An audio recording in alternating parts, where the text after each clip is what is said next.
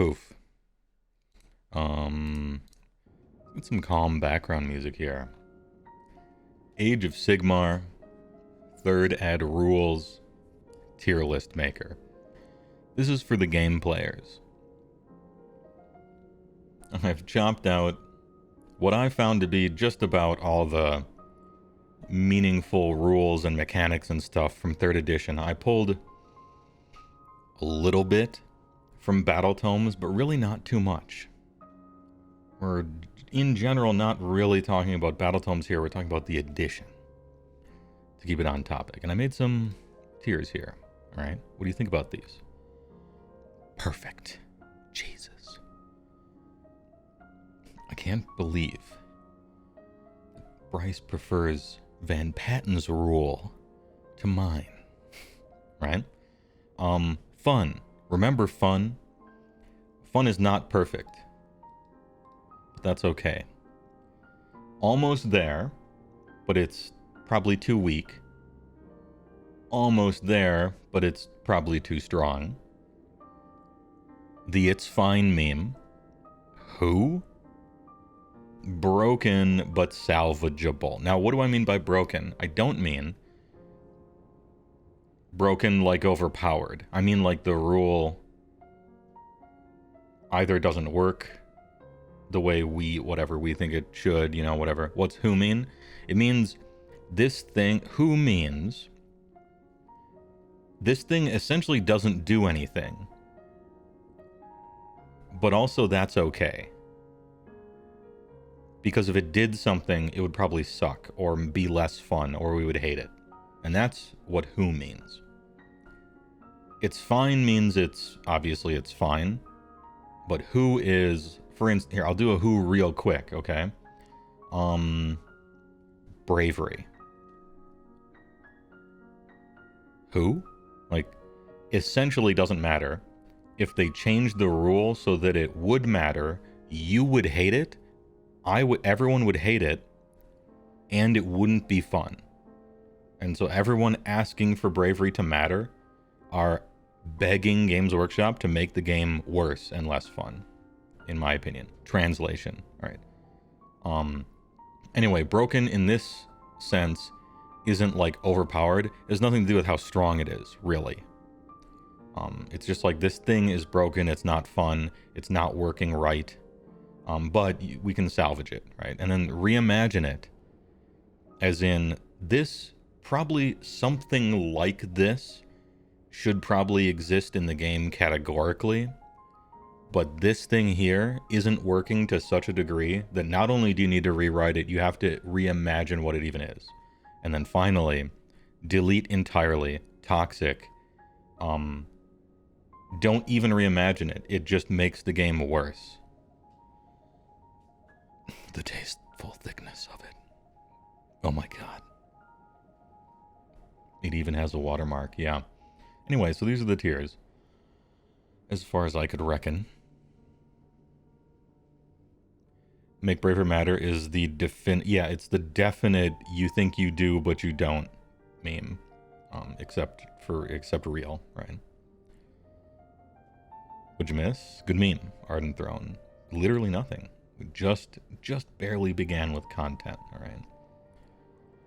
First time catching a stream, let's go. Twisted Joke, you have caught me at a great time. I'm actually doing content. Welcome.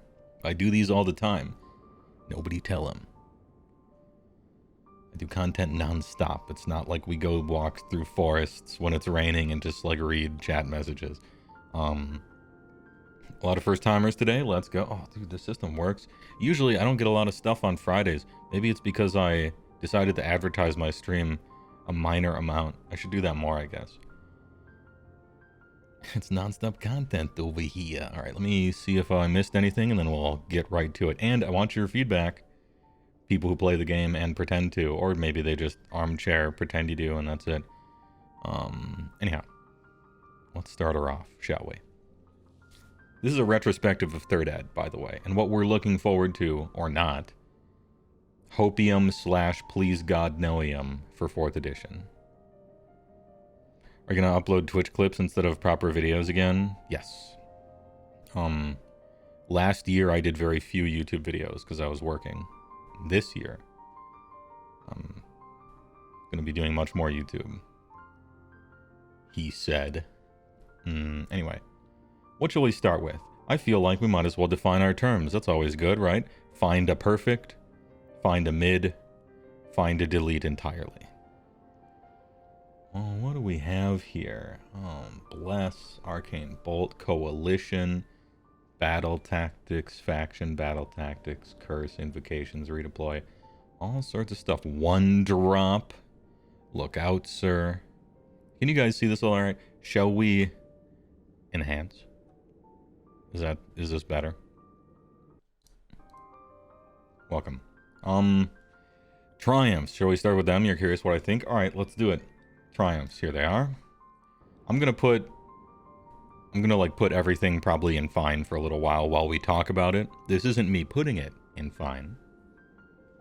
We're just talking about it. Alright. Triumph.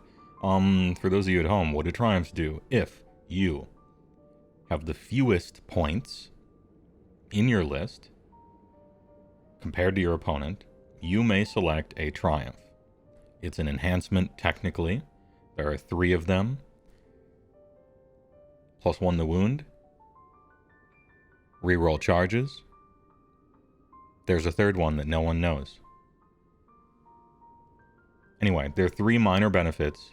The downsides to triumphs are people always forget them. It's almost a meme at this point that everybody forgets about triumphs. Yeah, and the other one's auto-pass Battle Shock. If you would believe it, I actually knew that, but the meme is that nobody cares about that one anyway. Scientists say that there's probably a 3rd triumph option, but it has not been discovered. I mean, we'll see. They forget until they want to use it, and then they check. Yeah, truly.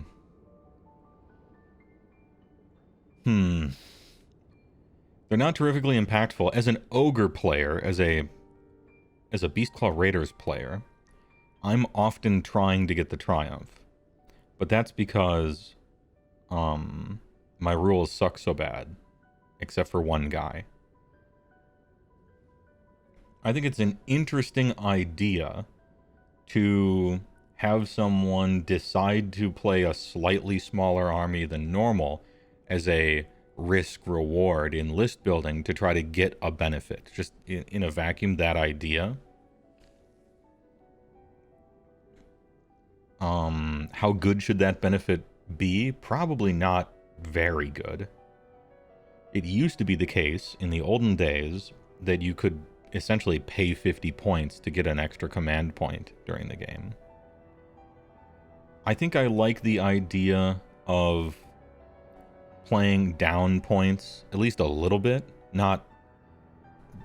It should never be like, I'm coming up with the worst version of this. Like, whoever has fewest points chooses who goes first in the game, right? I don't ever want to have a perverse incentive system that strong, you know? But I think I do like the idea of if you have fewer points than your opponent, you get a little something. I don't know if it's exactly right. I don't think it needs a reimagine necessarily, but you could salvage it. Do something with it. I don't know if this is it though. Karna, thanks for the tier 1 for 34 months.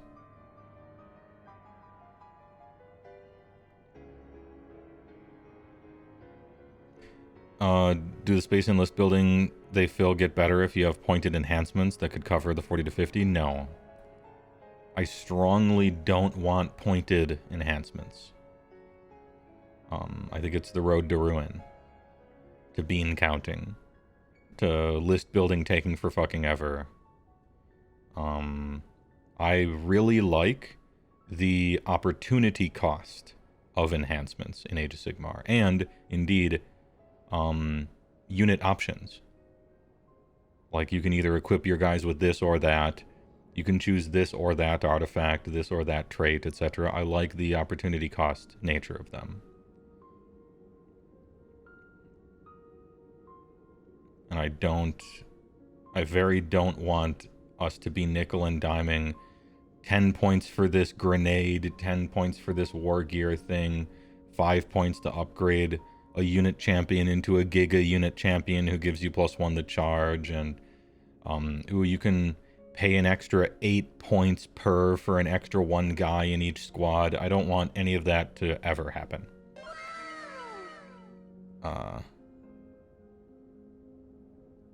Ardent Throne, thanks for the 5, by the way. I appreciate it. The 5 gifters. Lord Whale got shot, and Alebeard owned. Hey, Ardent Throne, thanks for the 5 tier 1 gifters. Very kind of you. I appreciate it.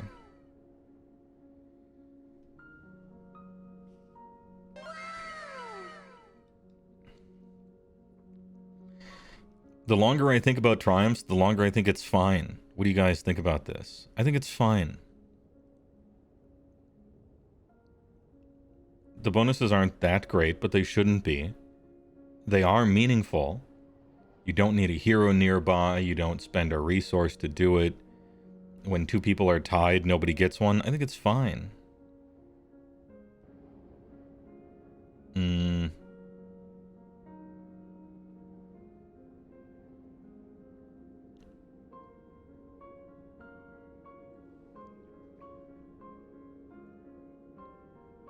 You think they're an odd relic, but should count as spending the command it's replacing?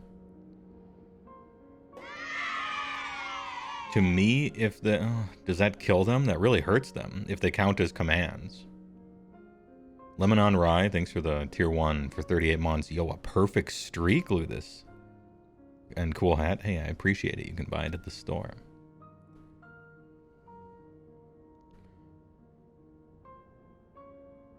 Right now, they operate outside of it, so you can double up. Yeah, you can double up. That's why they're good. Although you can't double up from re-rolling a re-roll, right? You know? And you can use 2 in a turn. That's why I think they have any legs to stand on, even. I use them for a charge re-roll, so I can do that twice in a turn on 2 different guys.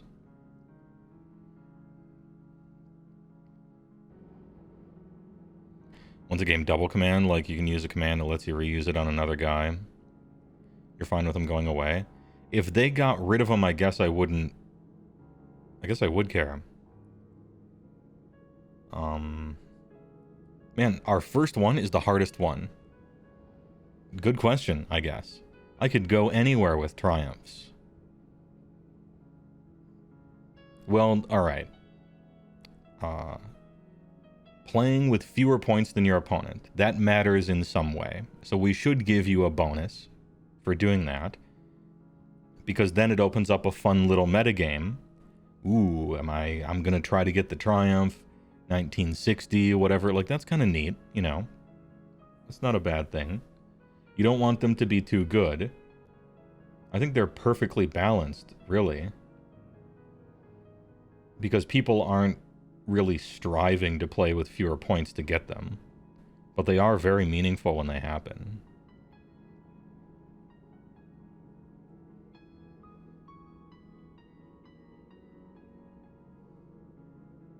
I think it's unironically fine. If they fiddle with it, it'll probably be worse. They're gonna, though. I can see a bunch of ways they could change, but if you're going to fix a problem, I don't think they're necessarily a problem. They could change. It's just amongst all the different rules, I don't think they strike me as a problem, and you have limited time and resources. I think you should tackle problems instead.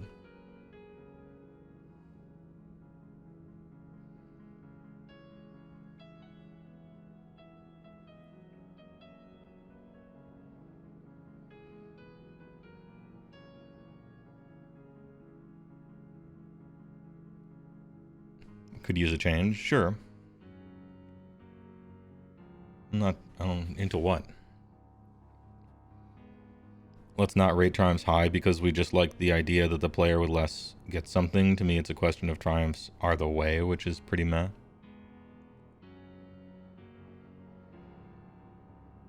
Broken but salvageable. Well, here's a question for you, chat. Are triumphs too strong or too weak?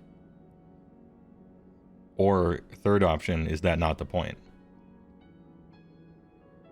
Clearly they're not too strong. I don't necessarily see people going out of their way to play 1940, for instance, if they could have just as soon gotten 1990.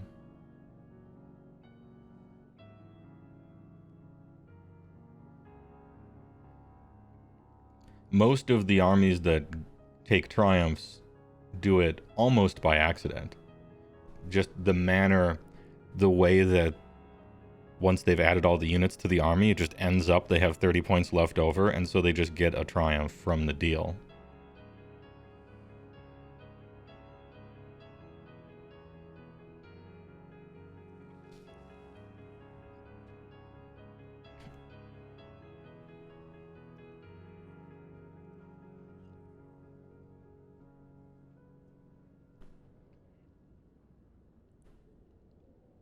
You think it shouldn't be a list creation choice?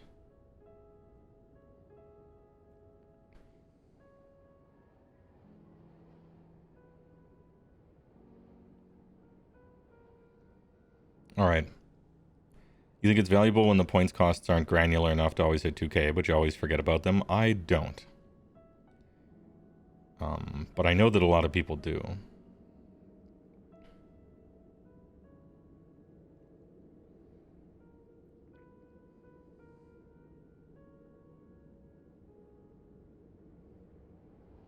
You obsess about making your list exactly 2k? I usually can't.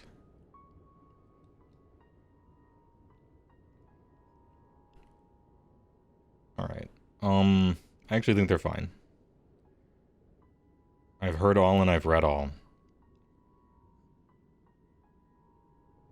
I think they're fine. If you forget about them, that's on you. I don't think they're just not broken. I don't think the system is broken. I can't put them in broken but salvageable. And that's pretty much what keeps me here. It's a fun little mini game. You do get a benefit from it, and you can build an army to get a benefit from it. But everyone isn't doing it. It's not the meta game to always... It's not like one-drop battalions, you know? Where you could argue that's too good. It's skewing people's lists. I don't think triumphs are. You can build an army around it, but... You could also make triumphs better, but...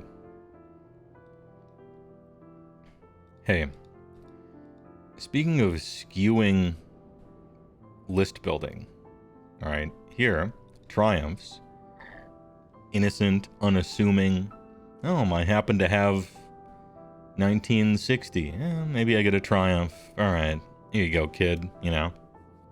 Sometimes you can build your army on purpose to make sure you have the triumph and gain benefit from it, but for the most part, it's not Jesus Christ. All right. One-drop battalions. How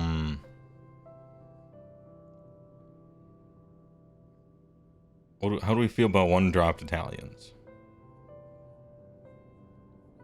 These have existed in Age of Sigmar for a long time. Ever since first edition. I'm seeing some deletes in the chat.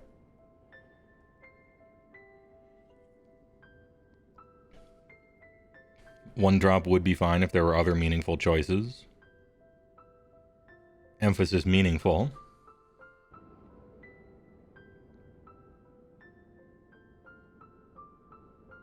It's because the other battalions are bad. As somebody who likes to run pet units, it mostly means you always start the game behind. Even more so than normally just running pet units, because a pet unit is just worse than some ideal choice. And so you're down twice. You're down for choosing a suboptimal choice, and then you're extra punished by probably not getting to choose who goes first. Which is probably the much bigger punishment. And it punishes certain armies just a lot, seemingly randomly. Anybody who's trying to play 2 monster heroes, hey, fuck you. Alright. Sorry.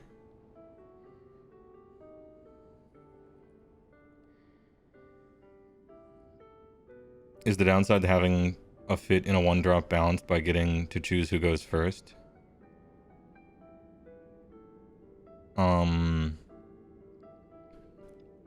If you do. Now, we also have a little bit of a mini game going on here, just like Triumphs, right? If you're both 1-drop, or 2, or 3, you roll off. You take a big risk being a 2-drop army instead of a 3, because what if your opponent's 1? There's some gamesmanship, there's like a little meta happening of risk versus reward.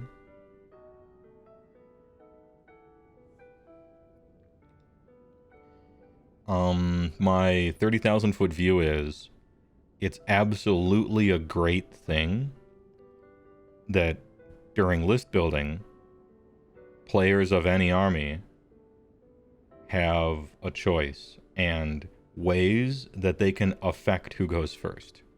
That's really good. If who went first in the average game of AOS was truly random, then priority would be just as bad as all the haters say it is. Because you have control over priority, that's why it's good. If it was random, they would all be right. And then some die roll would determine, you know, it'd be the thing everyone complains about, right?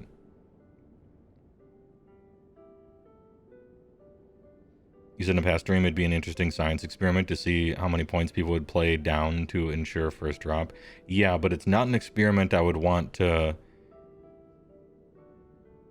poison the community with by having a whole edition where you could do something like that. What a toxic thing that would be, right?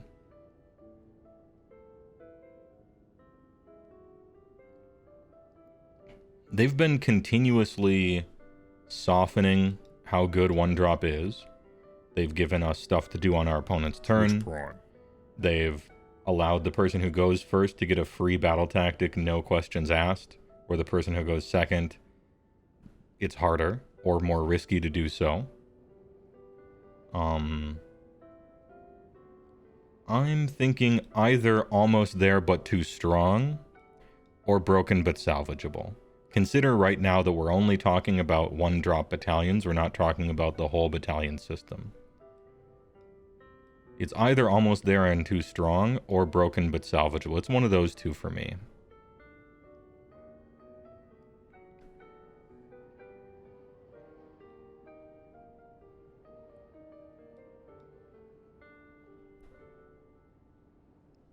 Frank on the Rocks, thanks for the big prime. For 35 months. Death to BTs and GSs? Well, we'll see about that. Also based. Thanks for the big prime.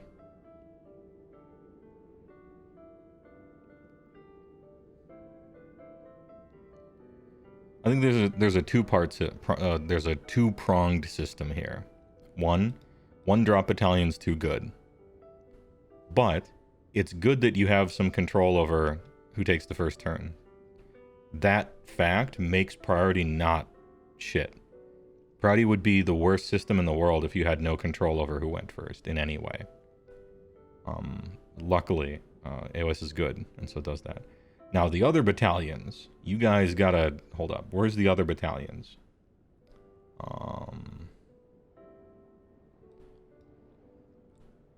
Every other battalion?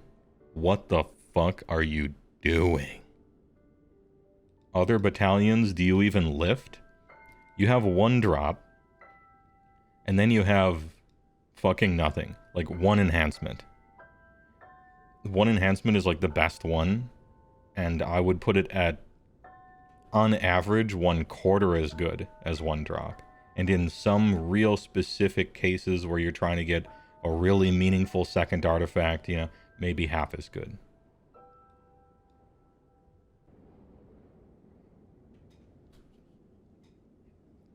They're so weak. They're so catastrophically unbalanced and trash that I can't even put them in almost there too weak, because they're not almost there.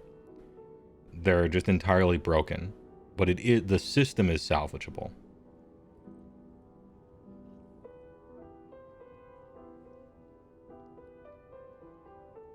Like, to the level of, I think, 1-drop should be easier to fit into, first of all.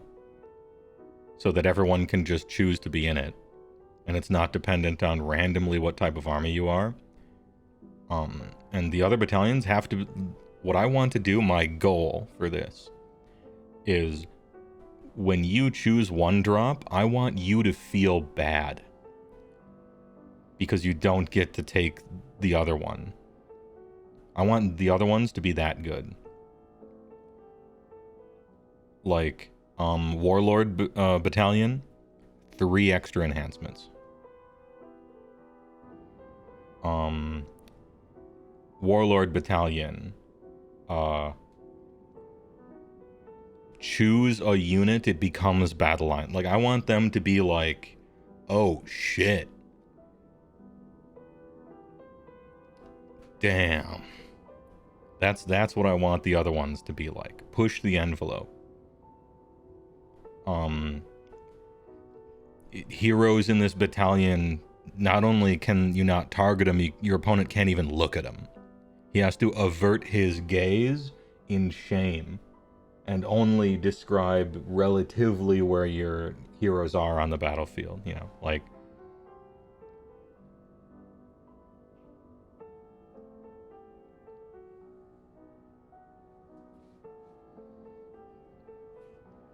Or, this is not a good idea, but alright, 1-drop battalion. You automatically choose who takes the first turn. And then there's another battalion called 2-drop battalion. It's just called that, it doesn't have anything to do with drops. That battalion, once per game, you can re-roll your priority die. And so 1 gives you power over the start of the game, and 1 gives you power over whatever, you know, nail in the coffin kind of thing. I don't know. I'm saying that the other battalions, I want you to feel terrible for still choosing 1-drop.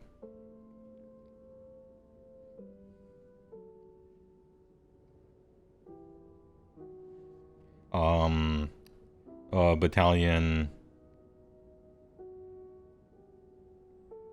once per game at the start of a battle round, you get 5 command points, and these last until your next hero phase or something. I don't know, just really good though.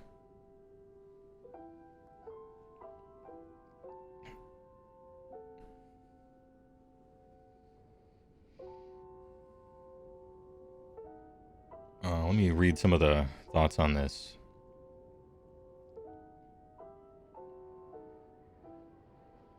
We've seen seasonal battalions that can do something meaningful, but they're still up against 1-drop, yes. Which is why they have to be pretty good. Maybe a hot take, I think you should only have 1 battalion. And it's not like you need really specific stuff to put in it, it's just like pretty... Make sure that everyone can just take it, I don't know. It's easier to balance that way, I suppose. Once per game, your opponent has to compliment you? Let's go. Anyway, that's what I think about the battalion and 1-drop and Triumph. I think in the context of 1-drop being too strong and normal battalions being broken, I think Triumph's being it's fine. Just the scale of the comparison, you could improve Triumphs, but in the grand scheme of things, I think they're fine. When we're talking about stuff like this, which I would rather them deal with. Not to kick a dead horse. Failure to compliment. Alright, next up is allies. I am an ally hater. For the following reasons. I don't like allies because I think you should play your army.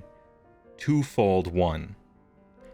Your units should be the best in your army. A unit should be the best in the army it is from. 1. 2. Other guys' units shouldn't be better in your army than their army. Now, this is the same thing, but it's from two different perspectives.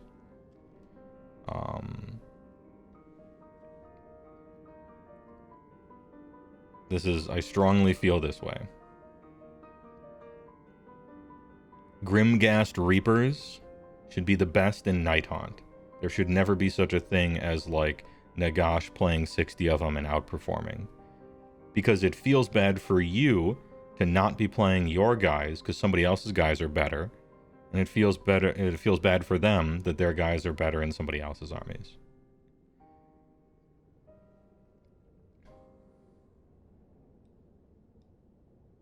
Delete.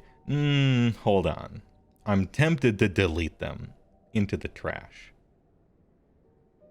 But hear me out. The lore of Stormcast Eternals is literally this. That's what they are. What are Stormcast Eternals? A cloud forms overhead and they appear helping basically any Order army. Isn't that what allies are?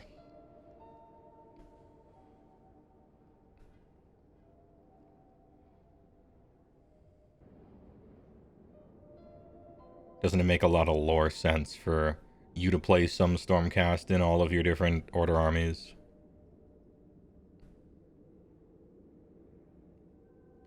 What if allies had a plus 20% points cost? You would effectively be banning it, right? Like, if you make allies so expensive that nobody does it anyway, you might as well have deleted it, in a certain sense. If we make sure allies are all trash, then I guess why beat around the bush? If you're playing narrative, you get to ignore all the rules anyway. Same with open play. Controversial. Delete. Play your army. Soup out. Get out. Asterisk in the ally section. There are certain armies whose concept is that of allies, or even something like coalition, right? Coalition, it's fine. The whole point of Slaves to Darkness is that it pulls in whatever the fuck from whoever the fuck in chaos and soups it. Fine. The whole point of Big Wa is that it's a giant soup of just the best units amongst all the orc armies with free battle tactics, so they win more than they should. Fine. Cities of Sigmar with Stormcast units, fine. Fine. But allies? Nah.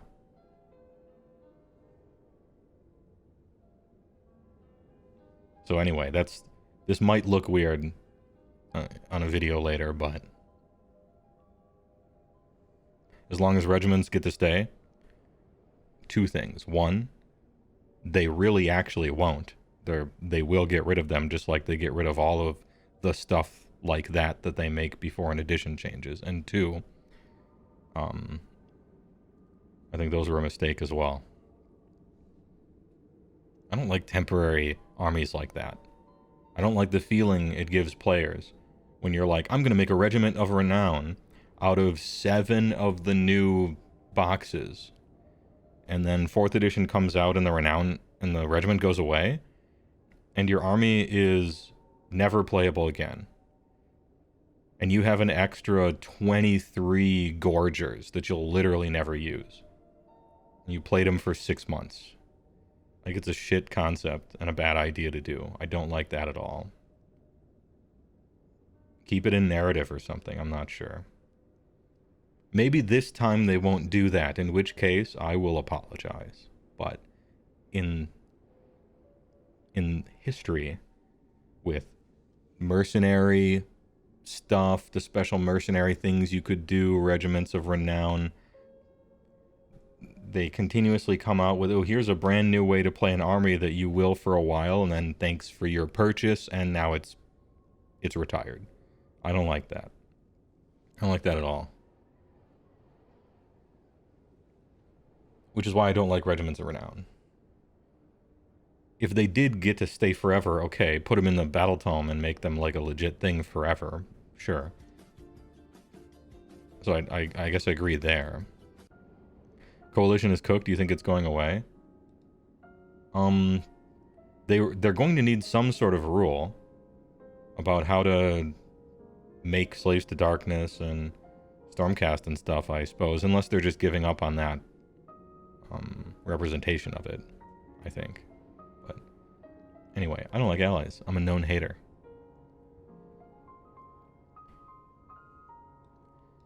All-out attack. You can use this. Alright? All-out attack is a command ability for 1 command point, unless you're playing against a few different armies, and then it might be 2. Or get counterspelled and stolen. Gives the unit +1 to hit.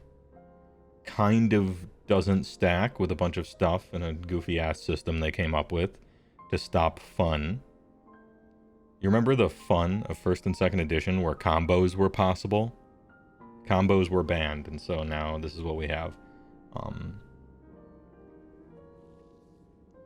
do you guys feel about all-out attack as a command ability in the combat phase? I might be ready to say this is fun. I don't have any big problems with all-out attack. It's pretty good. +1 to hit is a good buff. It just is. Not overpowered. It's not, it doesn't waste a lot of time. It's not like re-roll all your attacks. It's not a time waster. It's just fun.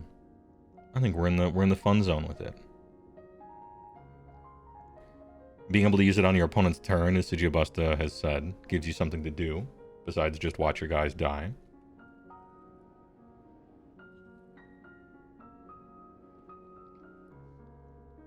Fun for most armies, fine for others. Yeah, Nexalas. Sorry about that one. I agree, Nex. Some armies care a lot more about all-out attack than others. If your guys are hitting on 2s, all-out attack kind of sucks, right? But in general, this is one of those, they did a pretty good job of ubiquity as far as the use of this thing. Everybody wants +1 attack, or +1 to hit, I mean.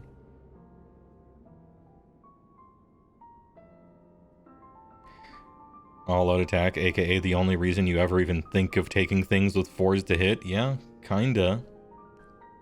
Kinda, yeah. You like AOA, you didn't love the 3rd edition rule of maxing out the hit and wound bonuses to be +1, but it's good. I liked the game when it was more fucking wacky. I did like, in fact, the combos and shit to get +4 to hit on your dudes, and also proccing the 6s for those, and I don't know, I liked that stuff, but maybe +37 to hit, but 1 still fail. You don't know what to replace it with, but you'd like something else in the shooting phase.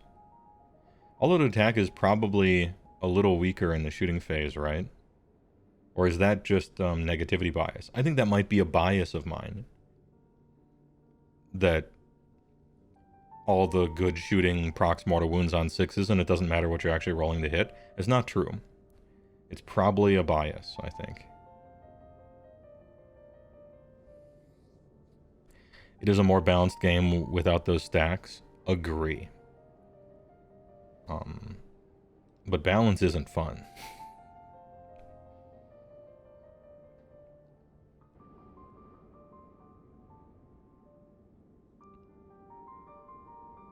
It's generally much stronger, actually, because most shooting is on 4s. Oh, maybe shooting does suck. By suck, I mean be on worse to hit values. Anyway, I think this is fairly uncontroversial. All-out attack is fun. Good work. You did it. All-out defense. Possible hot take here. All-out defense is too strong. +1 save is too good. I don't know how you fix it because you're working with whole numbers here. But all out defense too good. The combination of Mystic Shield being +1 armor straight up and all out defense being +1 armor straight up made Rend shit compared to Mortal Wounds. And so they've been essentially just pumping the game full of more Rend. Everybody gets +1 Rend in their new book.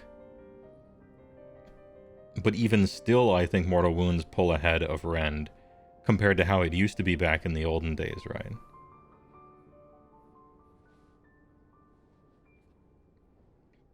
You know, the average armor value of stuff that you are fighting in this game has probably never been higher. I think it was, who was it? What podcast was it? I don't want to misquote. I think it was Ian. Right when 3rd edition came out, they came up with the meme. Because in 3rd edition, a 4-up save is a 3-up save. And then you give this guy Mystic Shield, he's got a 3-up save. And remember, in 3rd edition, a 3-up save is a 2-up save. And necessarily, whatever it is you're targeting is always the one that's getting that bonus, right? The average armor value you're facing is always just higher.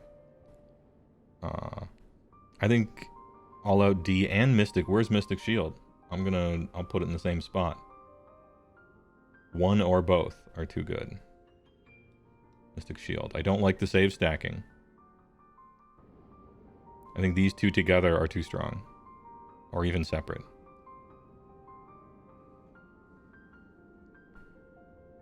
Third edition, a 2-up save after Ren 2 is still a 2-up save, yeah. Yeah, I do remember when Mystic rerolled ones to save.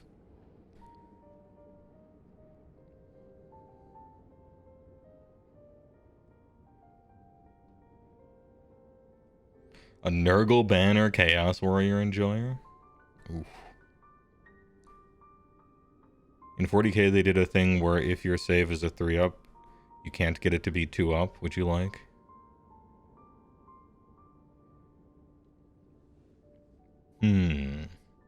I wonder which angle you could go.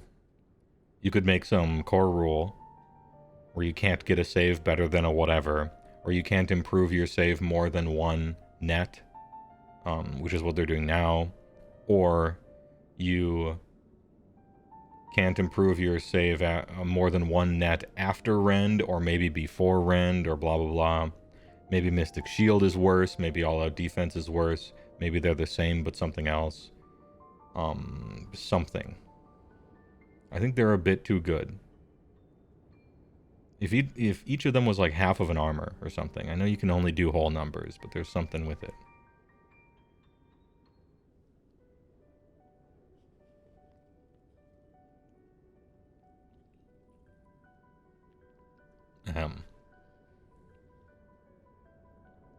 I don't know if I'm necessarily looking for solutions unless one is really obvious.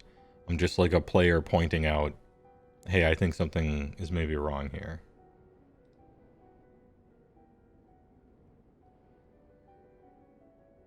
Just make those abilities give you Rend Ignore rather than save stacking. Never get better than your base save.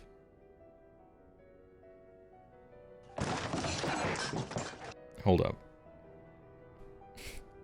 Hold up, this guy has a point.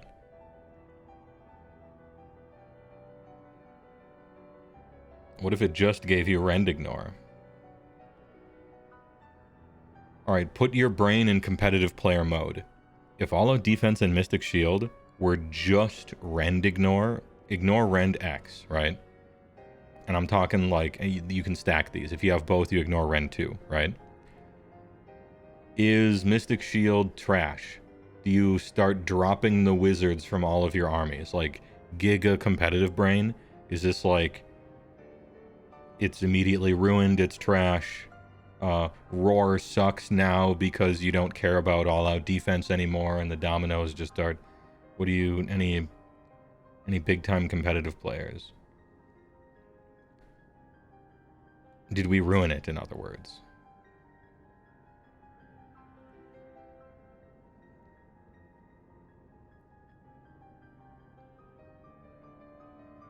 If you have rend ignore, I'm talking reduce incoming rend by 1. If I was gonna, yeah, it's not ignore the value, it's reduce incoming. Sorry if I messed that up. Natural 2-up saves are king, 3-ups take a big hit, and 4-up is actually trash. Yeah, I mean, that's... So, essentially, it'd be a return to form, wouldn't it, Frank? Because in 1st edition and 2nd edition, a 4-up save was trash, and a 3-up save was good. You know? And so, maybe we don't want to walk backwards on that, but...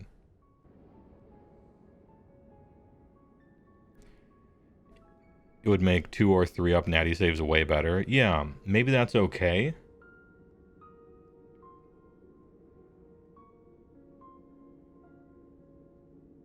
Does this mean rend is trash?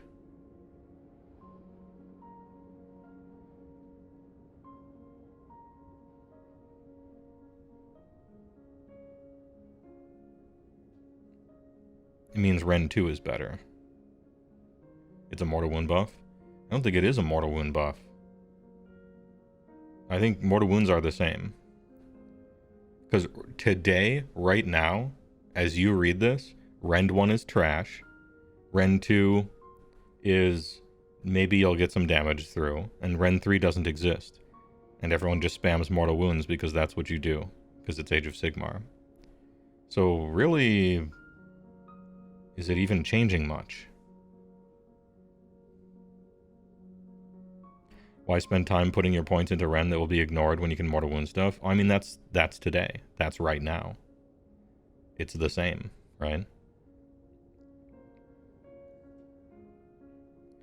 What was trash first? Natural saves or rending?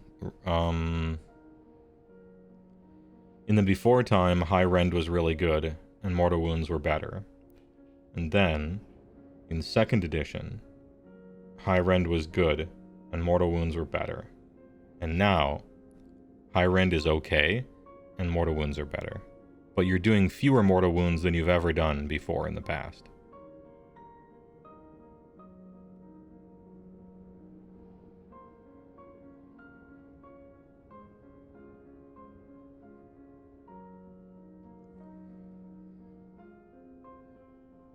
Oh, here we go. Consider this. It's always nice, or usually what you want is, you want a push and pull. A push and pull of player choices and mechanics. So you have on one side, armor, and on another side, rend. Because of all-out defense and Mystic Shield, you have abilities to use to pump up your armor. As far as rend goes, you really don't. There's no command ability to give you +1 rend. There are spells that do that, but they're very rare. So you have one end that's pumping the shit out of armor non-stop. Every meaningful fight you ever get into, their armor gets pumped as soon as you target them, right? And there's nothing on the rend side to, like, fight against that. Maybe that's the problem with rend. Is that one... On the rend half of it, you're fighting in the list building phase, kind of, for whatever you were randomly given. And the other one is just, oh yeah, the game rules say everyone gets +2 armor. Got them, you know. Maybe that's the issue.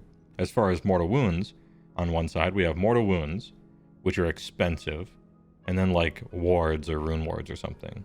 And rune wards are rare, wards are very common.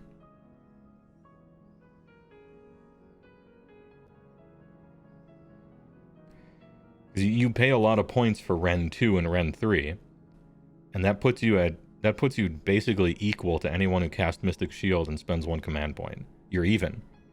You have +2, -2, and you're just rolling normally at that point.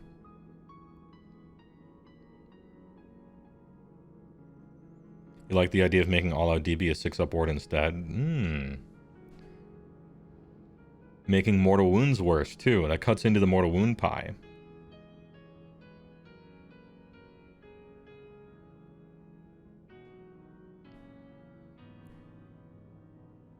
Also makes all-out defense do literal nothing in a lot of armies.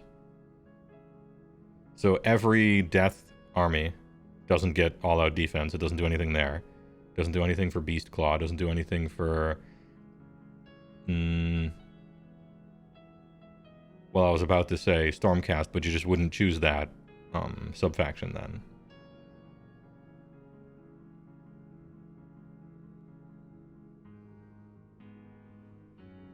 That's probably not ideal.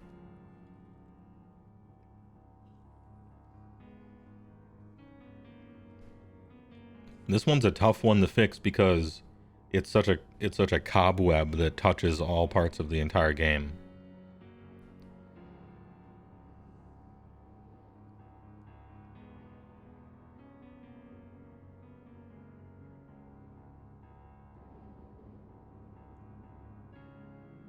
It's weird because all-out defense being a 6-up is okay in some respects, but Mystic Shield being a 6-up would be trash. Isn't that interesting? That's at least how I imagine it.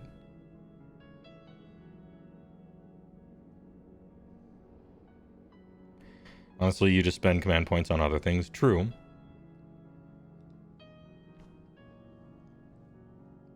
You do get weaker, though, because it used to be 6-up with +1 armor. Now it's just 6-up. So you will find other places to spend those points, but you do also get nerfed, right? Unless you're an army that just runs out of command points all the time. Then you could argue maybe a break even. Mystic Shield, improve your ward by 1. Ooh, oh, we're stacking wards, are we? Oh no.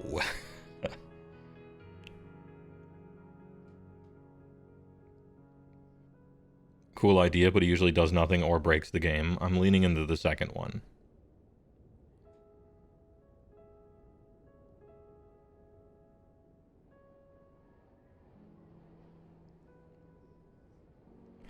Changing Slave Sorcerer to 6-up ward made the other sources of ward just not taken since you were always taking the Sorcerer. Yeah, you do have to be concerned about that.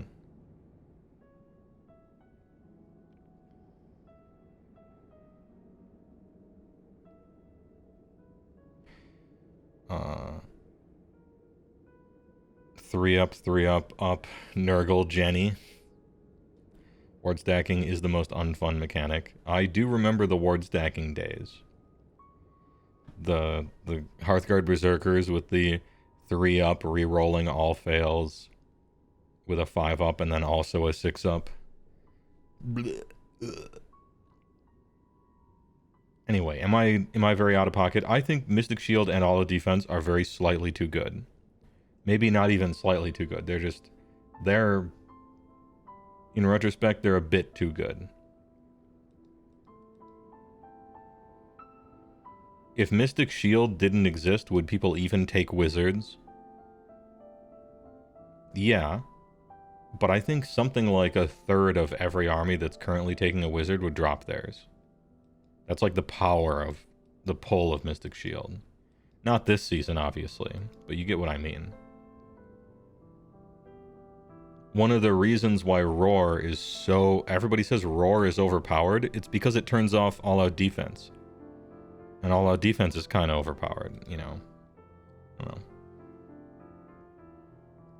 Anyway, I think these are too strong. I don't know the solution to it. You could come up with a bunch of solutions to it. There's a lot of threads attached to these two abilities throughout the whole game. These are load-bearing abilities, these two. More than most. But I think they're too strong. Arcane Tome.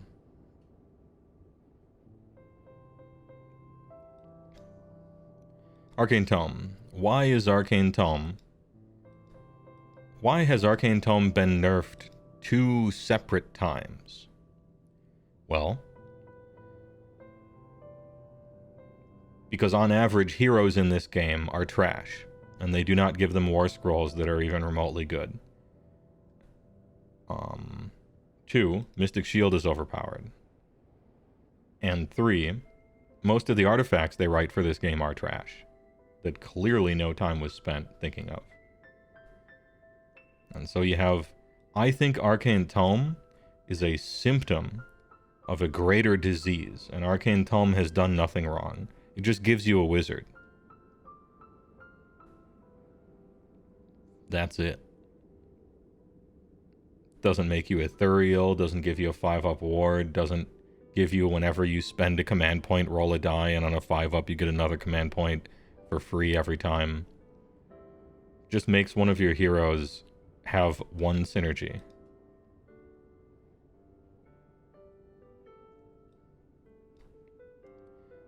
It has been punished for its crimes.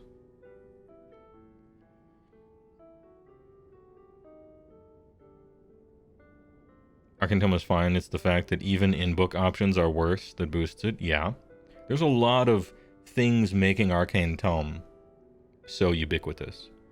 One is Mystic Shield is so good. Having access to an Unbinder is good. Spell lores. Wizard war scrolls that aren't very good, and so you want to create a wizard rather than play one. Hero war scrolls aren't very good. You want your guy to have at least some sort of synergy. And the artifacts that Arcane Tome is competing against are very often unbelievably lackluster.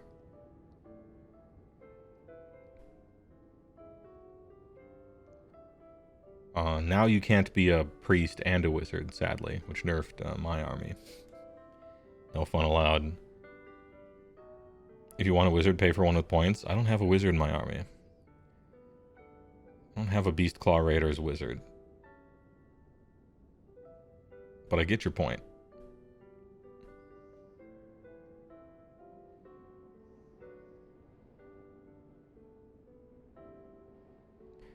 Take the fire belly clearly.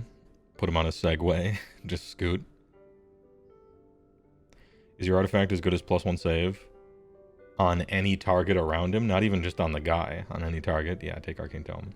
I think Arcane Tome is taken so much because Mystic Shield is too good, first of all. And second of all, the artifacts in book are trash. I don't think Arcane Tome, even the pre-nerfed, I don't think that artifact was overpowered. It was just surrounded by trash. I don't know. It's fine. How do you feel about this statement? There's no actual reason to have universal artifacts or command traits at all.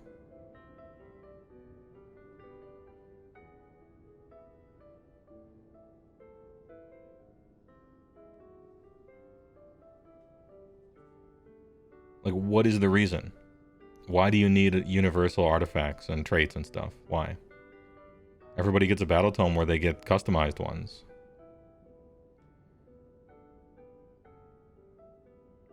The only reason, and you're gonna, like, it's gonna be immediately obvious to you, why do they have universal artifacts? It was because they didn't have all the books done yet. That's it. And so it was a band-aid fixing a problem of them having a release schedule that is toxic to people who play the game. Right? Do we have that problem right now? Does everybody not have artifacts? No, we got plenty of artifacts in books.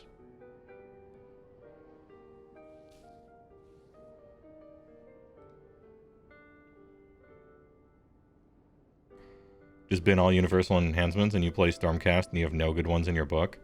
You shouldn't. You know, it shouldn't be like that.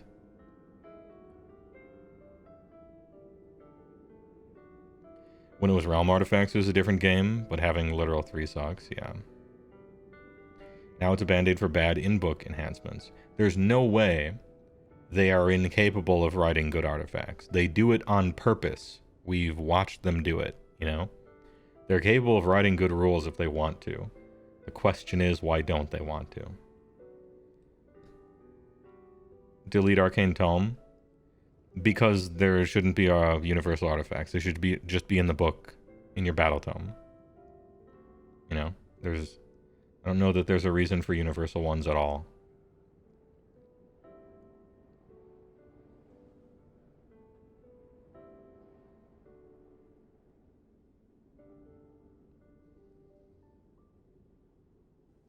Universal is there to create a universal grounds for balance. Well, it's hugely failed at that. You can seasonally nerf Arcane Tome. You cannot seasonally nerf, like, Dragon Cloak on Stormcast because they spend so much time bouncing universals. Okay, I just did a 180 on my opinion. Yeah.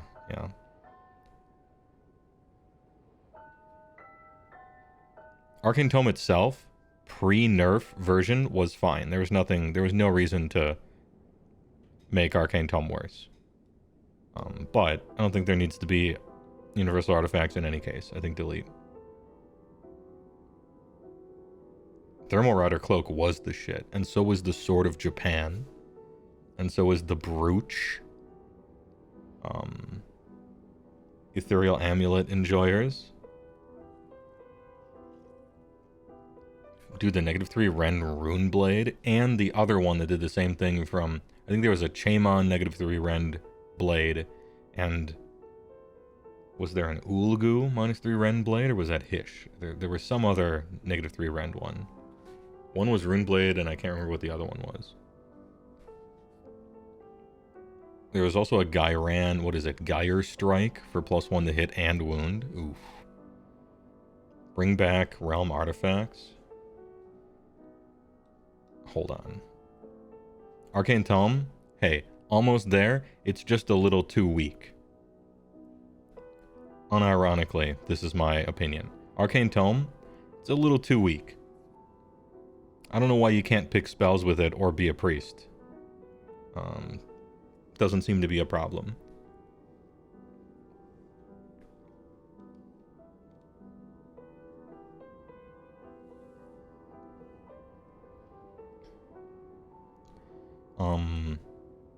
Arcane. This is mystical. Well, let's get mystical terrain out here if we're gonna talk mysterious terrain. Mysterious terrain. This is a table of 6, where you roll a die for each piece of terrain on the entire table, all 8 or something, and you roll a die next to all of them, and then look at a fucking table, and then it's that one, and it has a 3 in 6, it has a 4 in 6 chance of being something no one cares about and won't matter and will be forgotten, or it's arcane, which is OP. Whatever you do with mysterious terrain, and you need to reimagine the entire system, because that's where this goes, you can't roll for it for each piece of terrain. It can't be that. It can't be that. If the first thing you say is that you have to roll 1 die for every piece of terrain on the entire table, 90% of the player base has stopped listening and they will never do it. You can't do that. Roll 1 time for all the terrain, sure. Okay, that's a compromise. But that's it. You can't do that. Anyway, where was Arcane? And then Arcane also reimagined.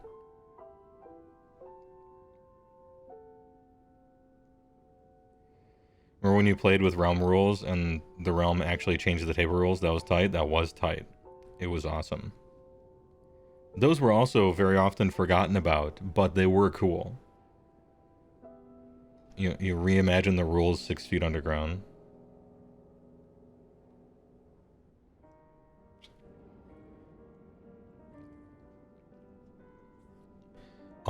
Arcane's too strong.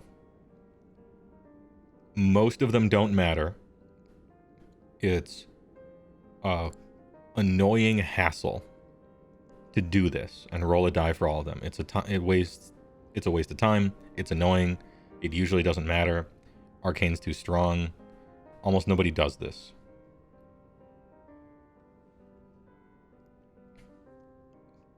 Change it. You swear there's a GW dev that just keeps slipping in D6 terrain into their systems? Nothing Games Workshop likes more than having you roll a die when you shouldn't really have to. Times a million.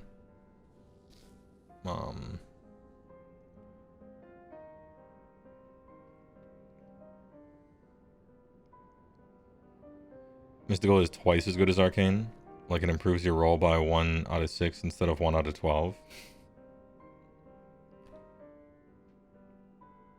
Wait, okay. Before I move on, let's pretend they succeed. And they do like a great job. Is it actually better to just delete mysterious terrain entirely from the game? Or for them to reimagine it so that terrain matters in some way? I'm actually kind of wondering about it. I'm willing to give them some benefit of a reimagine, but I think they're always going to have you roll 8 dice before the game and waste time looking at a fucking table, and that's a non-starter.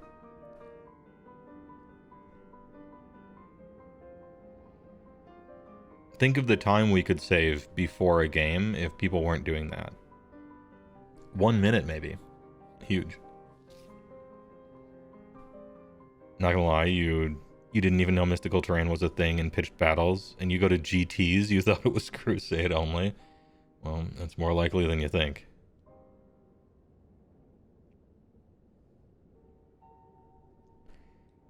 I think the concept of mysterious terrain really is intrinsic to rolling and looking at a table. I think that's what mysterious terrain is, and as such it should be deleted entirely. You can have terrain effects, I guess, but you can't be rolling for them. So reimagine Arcane, delete Mysterious. I know that might be kind of weird, but...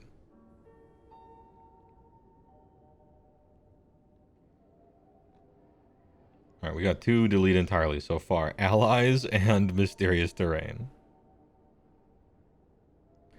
What about preset terrain on battle plans with special rules? Sure, sounds great. Sign me up.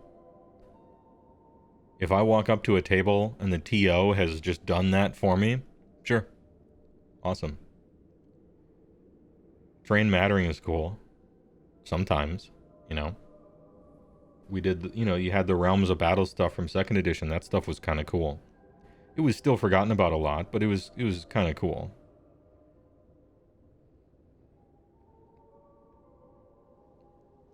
Nidus Worm portals from 1st edition, or like Flame Jets from 2nd.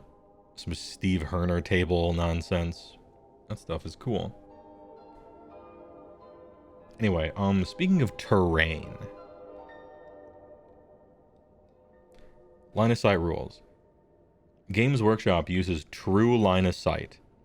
So you squat down there and you look from your model, and if you can see one molecule of the tip of a feathered spear,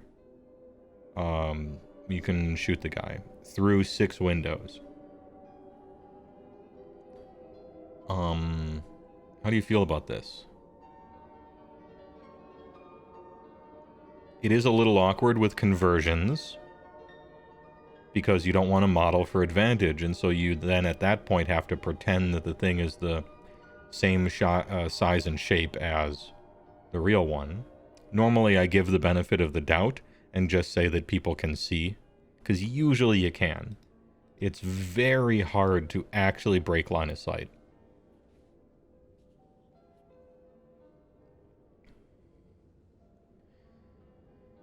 If we are going to update the line of sight rules, if this is a problem for someone, 2 things I think have to be really important. The first is we have to be very friendly to conversions, because it's a conversion-friendly game, and we care about creativity a lot more than rules. And so I would say, to me, I say, and I think other games do this, but it's so obvious, I kind of thought that Games Workshop did, but it didn't. You just take the base, and then imagine a cylinder that goes up, and then you're good, right? The only tricky part is where to cut it off.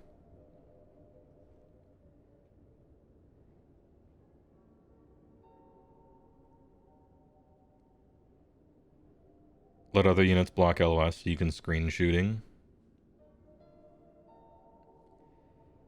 Very interesting. What if units blocked line of sight to stuff behind them? Is shooting fixed?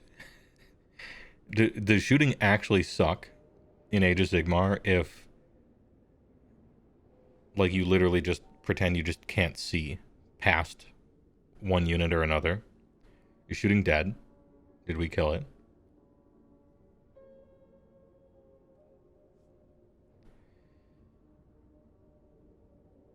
Now look at this unit we wrote that just ignores that. Yeah, and then every single shooting unit just has that because Games Workshop's they can't help themselves. When they write an exception to a rule, the exception becomes the rule.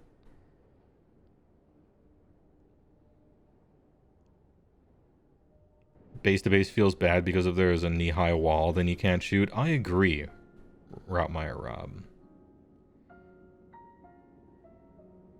Rally on a 4-up, don't worry, it's just you that's getting it, yeah. Everyone playing Idneth.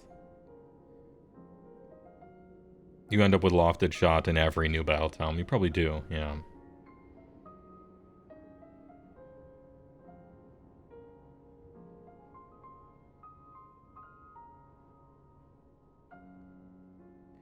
It would need to be base size dependent. Like, imagine being able to block a Thunder Tusk with a Noblar. Don't worry, it's Age of Sigmar. So any line of sight rules, any like core rule, it automatically works and is great against monsters as a special bonus. Nothing ever can't see monsters. You can always hurt them. There's always the exception, so that monsters aren't too good.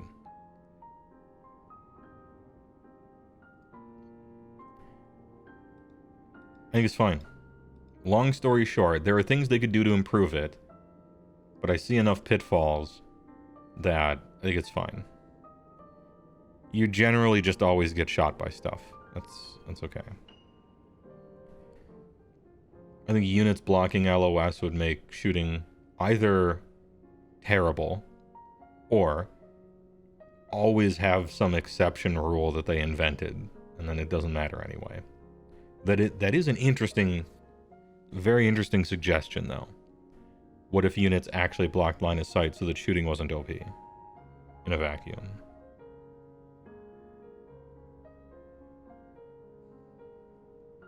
Does it work in reverse? If your wizard can't see a friend, can you not target it? Depends. Do you think wizards need to be worse? If so, then have it work like that. If you think wizards don't need to be worse, then don't change it.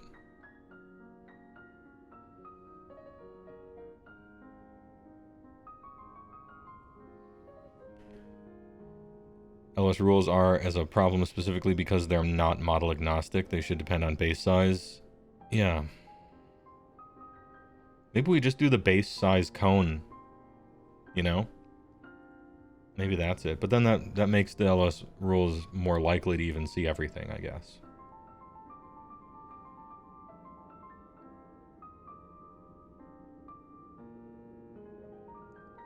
It's the only real consistency for conversions. Yeah, that's true. I think this is a kind of a can of worms. I think it's fine. It's almost who, to be honest. Because when you ask, can I see that guy? The answer is like 100% yes. Just always.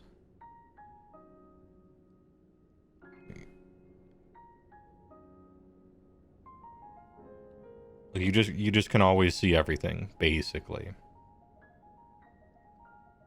And if you wanted to be a stickler, it's even more. It's even more seeable.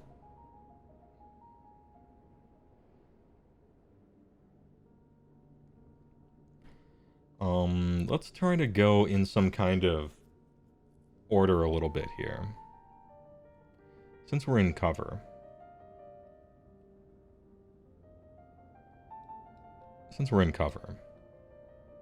Speaking of LOS. Literal who? What's cover? Can anyone help me out here? What does it do? What does cover do?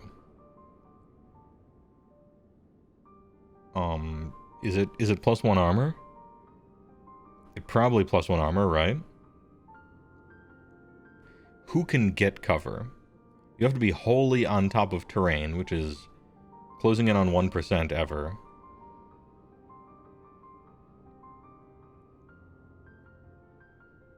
Is it under 10 wounds? Is it non-monster keyword?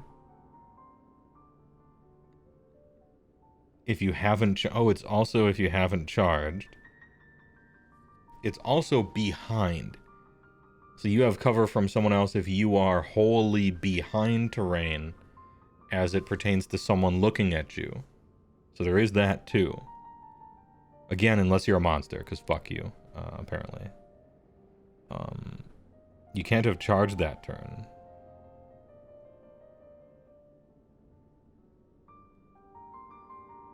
You just tuned in, but you had a thought that might need to have stayed in your head. Okay. If GW can't do half-decent artifacts for certain factions, they shouldn't bother giving them any and just power boost the relevant units. Well, here's the thing. They can. They're capable of it. I just don't know. What I don't know is why they don't. Because when like the balance thing comes out, they write battle tactics that are good. Well, good, that are easy to satisfy so that they can buff an army, right? They're capable of it. They just choose not to. I don't know why they choose not to.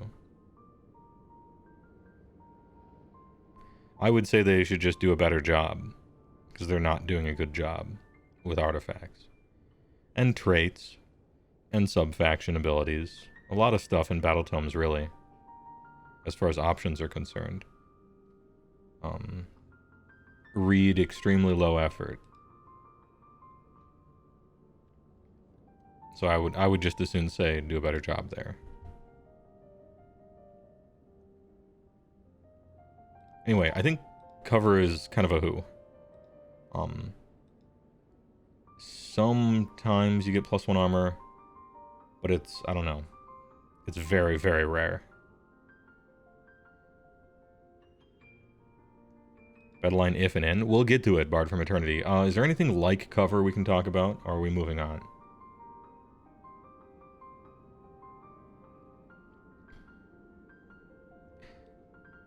You know what? There is. The concept of holy. Just the word. Wholly within. Wholly on. Delete entirely. It's actually word. I'm going to organize these. From most bad to least bad. Holy is simply the worst. And mysterious terrain, most people ignore it. So.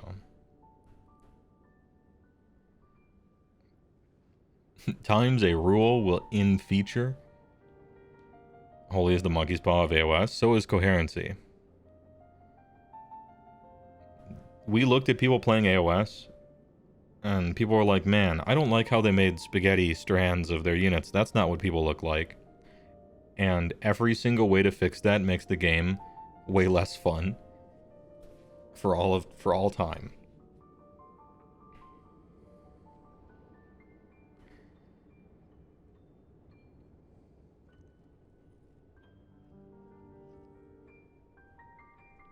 Reimagine? I agree. Wait. If we just have within, won't everyone... No, they still have to follow coherency rules. You either have holy within or coherency rules, right? Because if you keep even one of those two, people still are reined in. I don't know that we need to be double reined in. Or double rainies. You prefer hideous spaghetti strands? I don't visually. Gameplay-wise, it's unironically way better and more fun and more tactically interesting. It just, like, looks weird. And that's, like, the problem with it. And we've been making the game quite a bit less fun for 6 years, trying to fix, well, it just doesn't look very good. Switch hats, sure. Go big.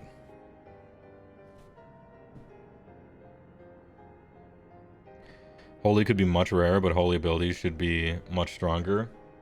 I don't think they could manage to do that. I don't think they can make almost anything rare on purpose. They can't help themselves. And I don't think that they would end up... I don't know. I don't think they can handle that. It's a good thought, though. Because it's true. You know, if an ability is wholly within, it's worse than an ability that's not. So, you know, if you're trying to balance it, you should factor that in. So that makes sense, Hungry Panda.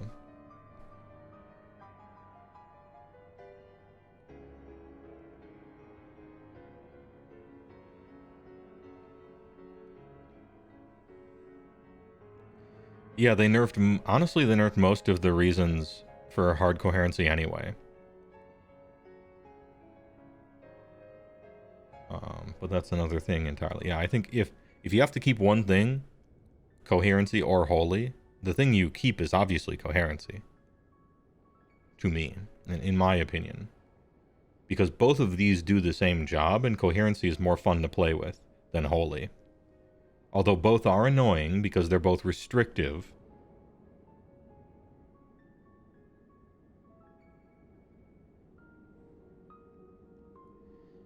Anyhow. What else? What else do we have here?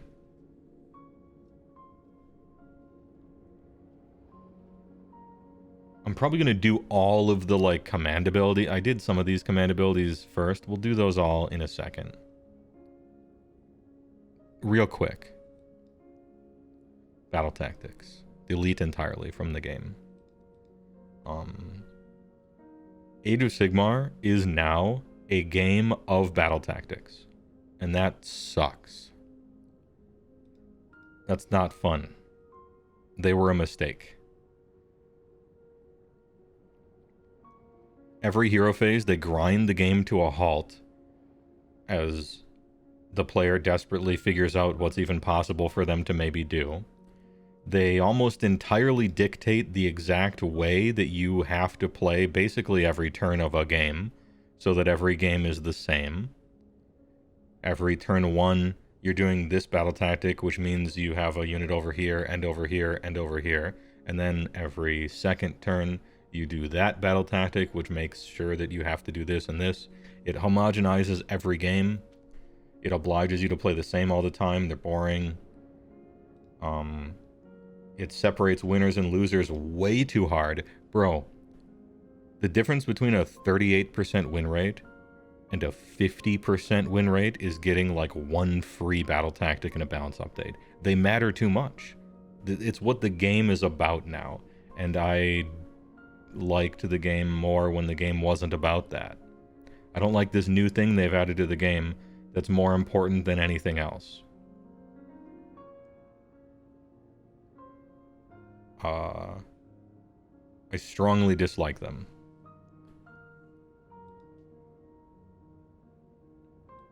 And they should be entirely deleted. Not reimagined. I don't even want, like, a version of them. I think they should be actually entirely deleted. Start over. Faction battle tactics are even worse. Because they have all the problems of these, except even worse, for balancing is concerned. What's the alternative? Age of Sigmar was a pretty cool game from 2016 to 2019. Tons of fun tactical gameplay was had before it was entirely usurped by transforming into a battle tactic game. We were doing just fine. The shit was awesome. If you have to make the game more complicated, which maybe some people want, you take a battle plan and you juice up the battle plans with more stuff to do besides capture 1-2 more on every single one. If you have to make the game more complicated, put the ghost of battle tactic ideas into battle plans, and there you go. What do we do for secondaries? In what way? Colvin Mark. I don't know that secondaries have any real purpose. What would you say is the point of secondaries?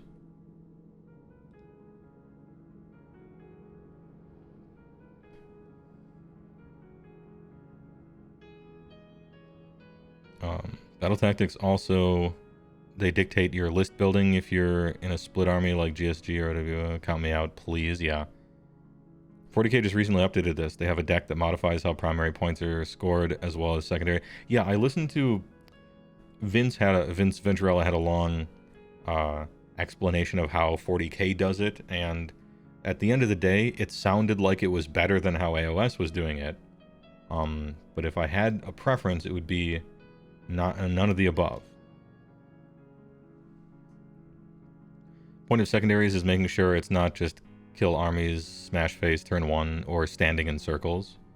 Yeah, that's what the battle plans are for. You can make the battle plans way more interesting if you want. Put the energy into those,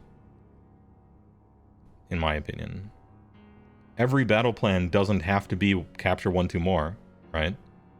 You can put battle tactic ideas into those and make the battle plans like really deep and interesting and complicated. You can make them as complicated as you want, right?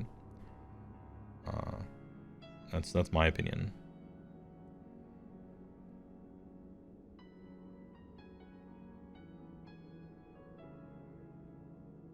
Secondaries stop big damn melee armies and T-posing tanky armies from just being the best. I don't know, there's definitely a best type of army under the battle tactics thing too, right? I mean, before we had battle tactics, the best armies were what? Extremely agile, fast, high damage armies, would you say? And now with battle tactics, the best armies are extremely fast, agile, high damage armies? Okay.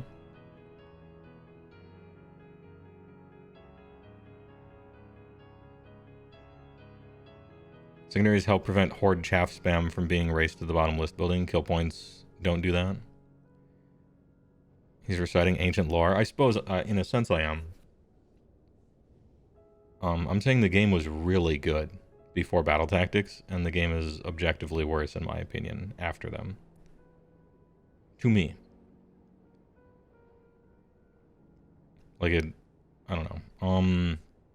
Yeah, I suppose you have to put the complexity somewhere, I guess, if you would like. In my opinion, you put them in the battle plans. The best armies are toolbox armies that don't interact very much. Yeah, probably that's fair. It's sort of like, so here's a way to think about it.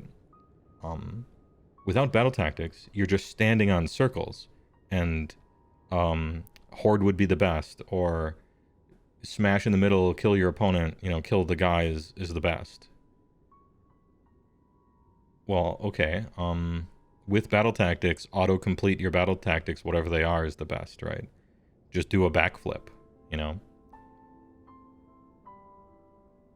They're both kind of just like satisfy the requirements. I want the freedom to be able to zoom in and care about the fundamentals, the meat and potatoes, the area control, board control, thinking ahead. Where is this person trying to go? What is he trying to do? You can do all that with battle tactics, and you can do all that without battle tactics, but it matters more when you don't. Do a backflip, get 3 victory points.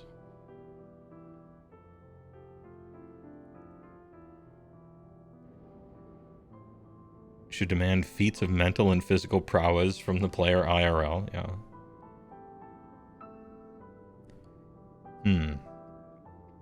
I think I'm doing a bad job explaining this, but the game was really fun and cool and deep with real tactics and everything. Second edition wasn't like baby game version of third edition. Now that it has battle tactics and the game is like hard, you know. I don't think about it that way.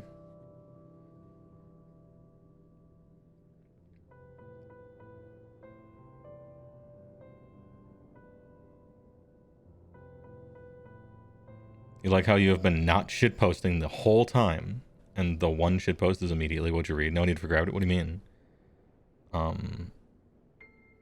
Oh no, but even though it was okay, it was a shitpost, but it's like a legitimate point, I think, and it needs to be addressed anyway. I think it's a legit point. Just because something is a meme or rude, it doesn't mean it's wrong. It must be addressed, you know.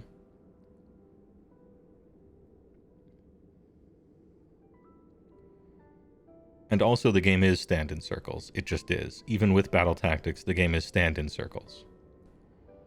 What are all the battle tactics you use? Move towards the circle, except you also kill the guy. You were going to move towards the circle anyway and kill the guy.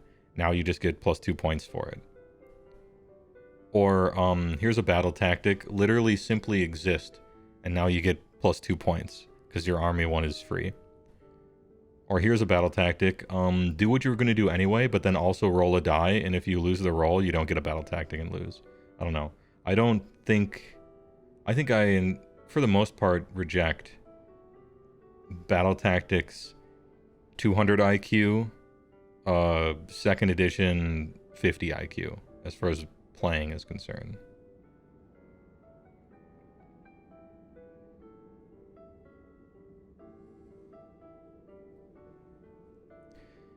Phrasing like that makes it sound like the problem is the battle tactics should put you out of your way more. I don't know. That sounds even less fun to me.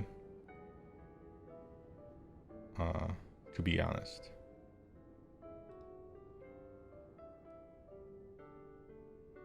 Yeah, just make battle plans better, lol, right? Just get more battle plans. A mega lol.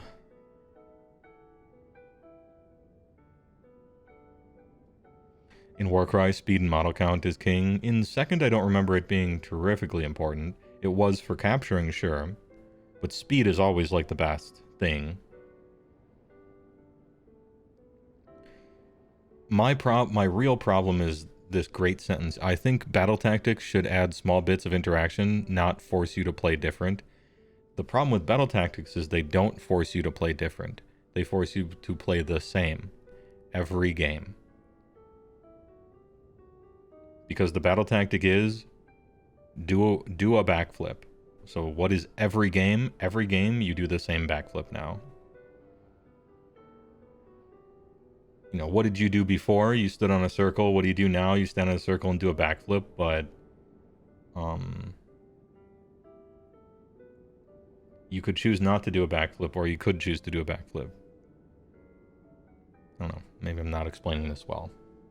Hey, in the video, I'll be really eloquent, alright? Pretend I just eloquented at you from a megaphone.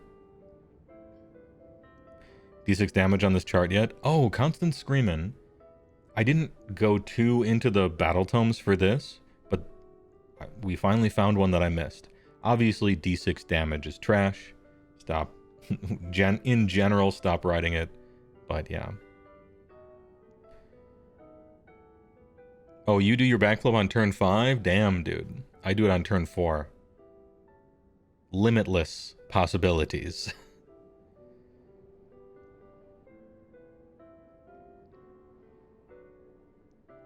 Also, as a side note... Nah, I can do that later. Hey.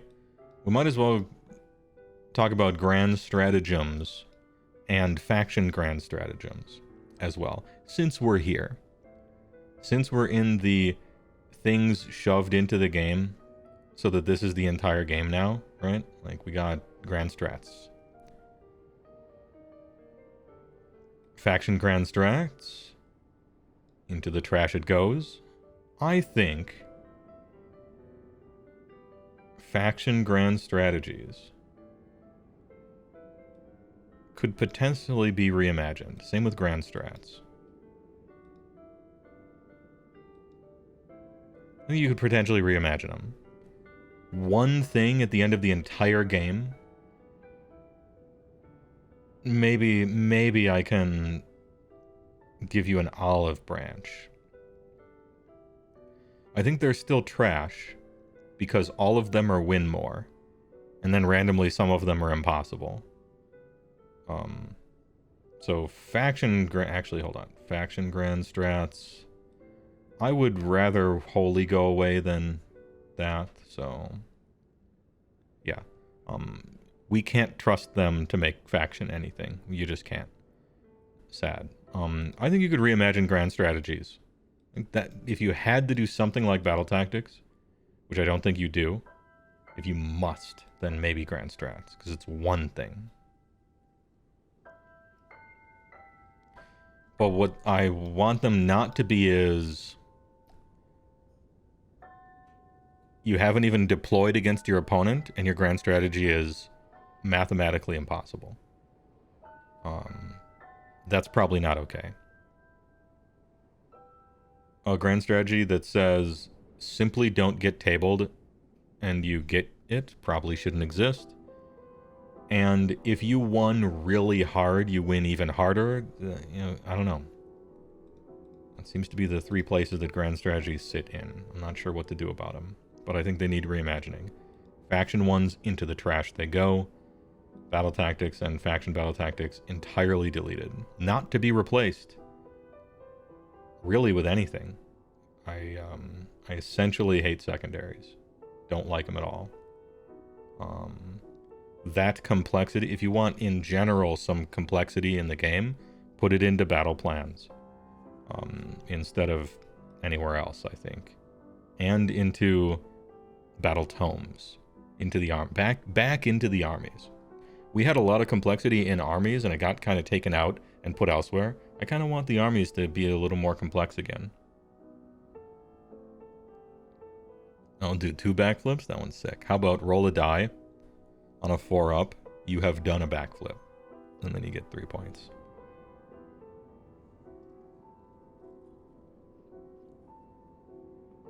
Ahem. Next. Let's get this one out of the way. Inspiring Presence. Who?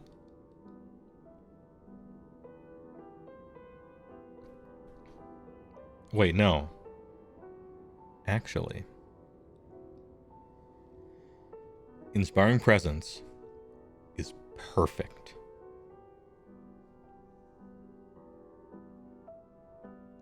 Where's Bravery? And so is Bravery. Inspiring Presence and Bravery are perfect. Because Bravery essentially never matters ever. And when it would matter, Inspiring Presence saves you from having to give a shit about this awful ability. And that is the ideal state of Bravery mechanics, is that they never matter. Anything you did to make Bravery always be mattering in the game would make the game worse and less fun. It'd be like, if Bravery constantly mattered, the game would be miserable. It would be the coherency of Bravery. And so it's perfect how it is. It basically never matters, and when it does, you have a command ability to spend so that it really doesn't matter. And so it's perfect, and it needs nothing. If they did anything to it, it might, who knows, it could upset the gentle balance, and then suddenly we have to give a shit about Bravery, and the game would be worse and less fun. So, perfect. No notes. Carry on. Change nothing, please. You're at maybe a tentative, perfect place right now. Just don't fuck it up.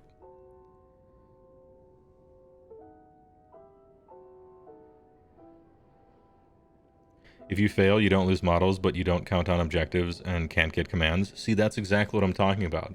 That would be so shit. That would be not fun. Punish every monster in the game for no fucking reason.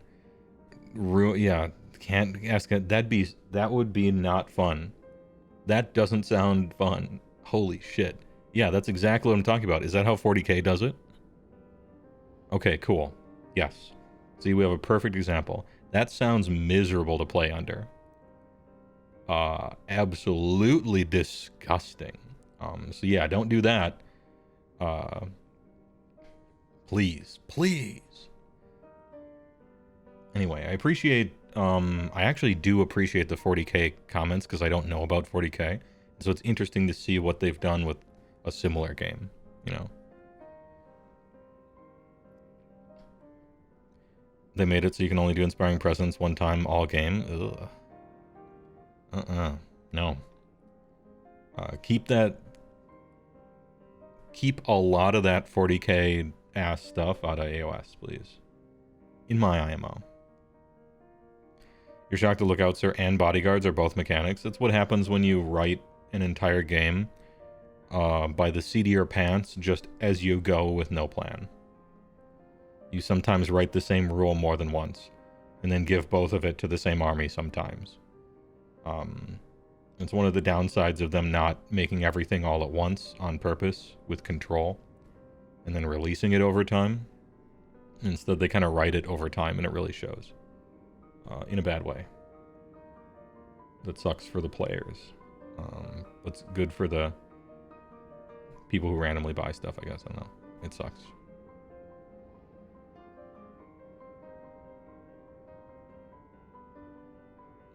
It largely doesn't matter in 40K, and their Inspiring Presence equivalent has been nerfed to once per game, and multiple armies have rules that interact with bravery, and it still barely matters?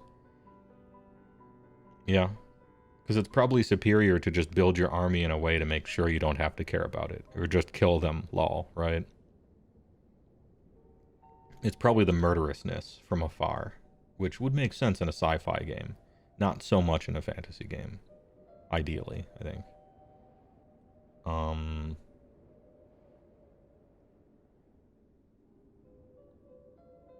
For each one thing you buy, one other thing is Battleline. Let's just put that right here real quick. You know those units where they're only Battleline if you... and it's only one of them if you buy one other random guy? Just... don't do that. That's not a good idea. That shit sucks. Just let them be Battleline. Find a different knob to turn. You're trying to balance them, I know. But just find a different knob to turn and make them Battleline. Now we have Battleline If and Battleline Ian. Alright? Battleline In is subfaction wise. Like it's Battleline in such and such subfaction. Battleline If is Battleline if you have some general. Possibly a hot take, trash it. Whatever general you happen to have shouldn't have anything to do with your battle line, honestly. It should just be battle line, it should just be subfaction based. Do this one. They've largely done this, but not always, and every time they haven't, it fucking sucks. So stop.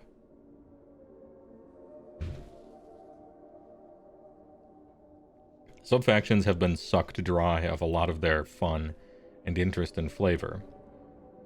And I regret it. Make subfactions cool again.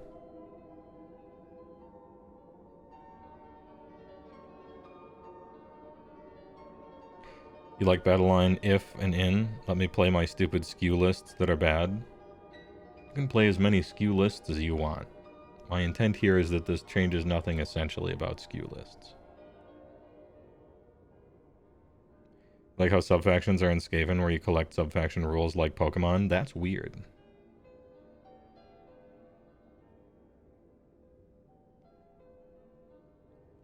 You could also consider Battleline in to be Battleline in army, I guess, but... Are there any actual purposes for considered Battleline other than accounts for your required units for the list? Basically, no.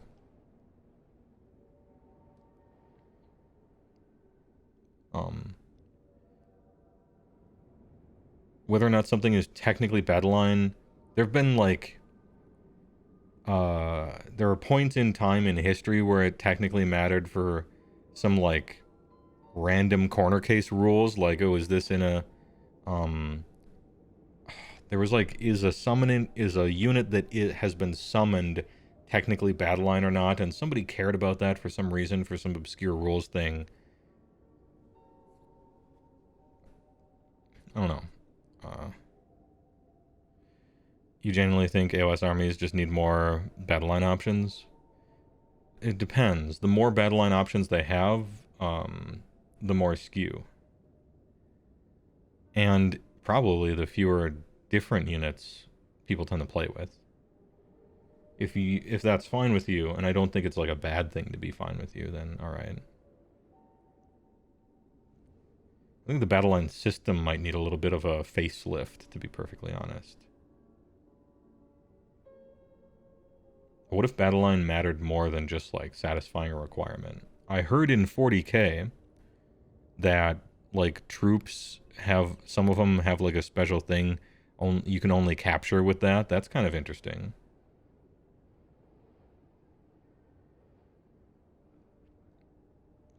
This may be controversial. You think Battleline System is idiot-proofing having chaff in the list for people who are bad at the game?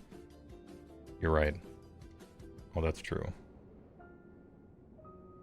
Yeah, Battleline is pretty important. Maybe it should be restricted even more then, to force people to play with chaff like they should be.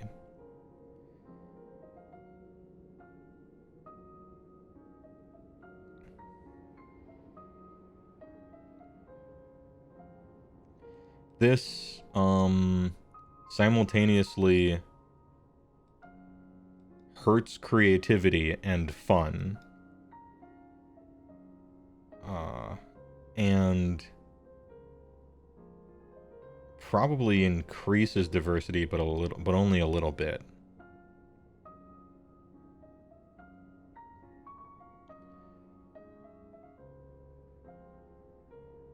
They changed how they capture objectives now. All data sheets have an objective control characteristic. Troops often have more, but it used to be that Battleline troop had secured, which meant that they controlled it better than non-troops. Okay, that's like a reasonable niche for them to have.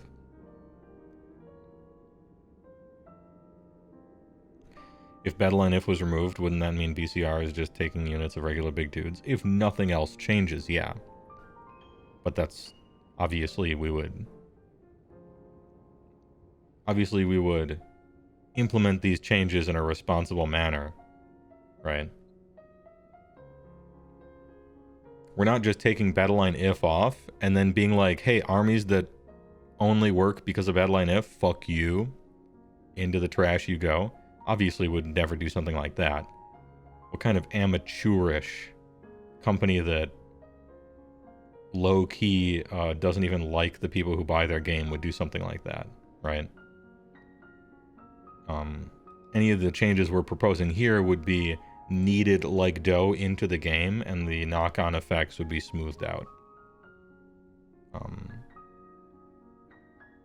In general. Yeah, and 40k's rule of 3 is just like the laziest game design way of stopping people from spamming stuff. Yeah, you don't want to do that. It's, in general, kind of an awful idea. Man, we don't want people to spam stuff. Shall we write the rules so that spamming isn't the best? With some pushback to allow people to have fun if they want, you know, but if you want to go ideal, you tend not to want to do that. Well, we'll just ban it. Just banned. Illegal. You can only play 3. What does that mean? Every single army plays 3. It increases diversity until it doesn't. I don't know. So yeah, I hope we don't adopt that. Some armies in AOS might not be able to play if they couldn't use one unit more than 3 times. Did I look at the Old World army composition rules? No, I don't know what they... I haven't looked at anything from Old World, really, rules-wise. What is theirs?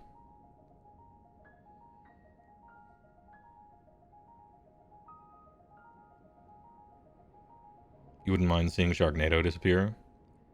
I don't see it as a big problem. Well, okay. A big problem causes it to be the best thing, but it's not bad to exist. If you want to play all dragons, you should be able to. If you want to play all sharks, you should be able to. If you want to play all monster trucks, you should be able to. I don't think it should ever be the best. But you should at least be able to do the funny thing if you want. The fact that it is the best is literally a failure of rules writing and game balance. But aside from that, I think it's fine.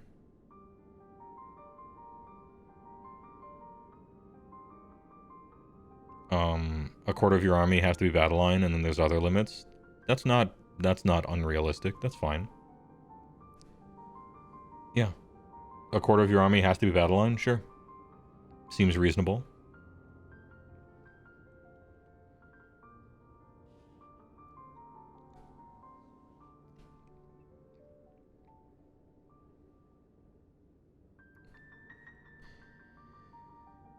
Battleline seems like some battalion kind of stuff. Yeah, a little bit. Any other battalion stuff?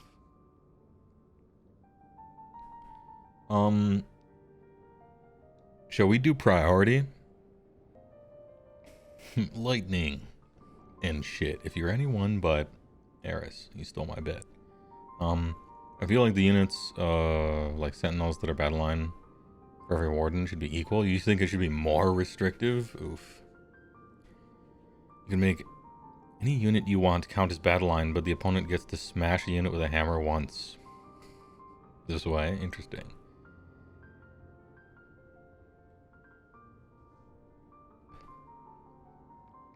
What were we doing? Oh yeah. Priority roll. Why is the priority roll bad? It keeps people from trying Age of Sigmar. Because if you don't know the ins and outs of the actual gameplay, in your head you think, you flip a coin and someone gets a time walk, right? And you just like immediately recoil from that, and that's very understandable. Because you would think that's kind of how it works. And sometimes if you're really bad at the game, that is kind of how it works. But yeah, I think the idea of it probably keeps people from trying the game. And that's a bad thing from a company standpoint. If they got rid of priority, the game would become way worse. Possibly irreconcilably worse.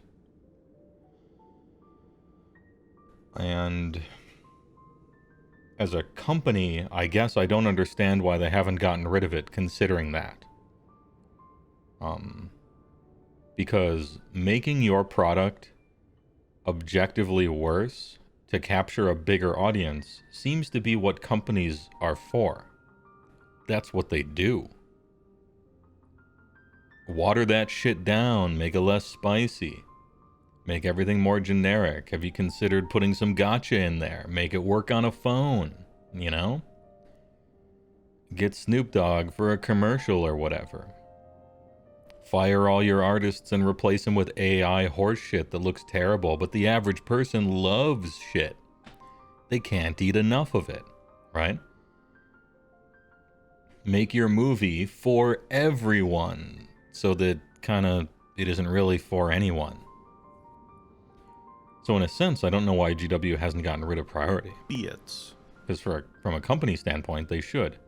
It'll get more people to try the game, and it'll make the game worse, which is normally great for business, historically speaking. And the other reason, so the first reason priority is bad, is because it keeps people from trying the game. Now, those people are wrong, but they can't know that they're wrong because they don't play the game. Fine. It's bad optics, in other words. And the other reason priority is bad is because of the average amount of playtime principle, okay? It's why everyone hates you when you cast Time Stretch in Commander or Expropriate. It's why a lot of people don't even play Expropriate when they probably should. Because when you're hogging the playtime, everyone else is annoyed with you and kind of bored.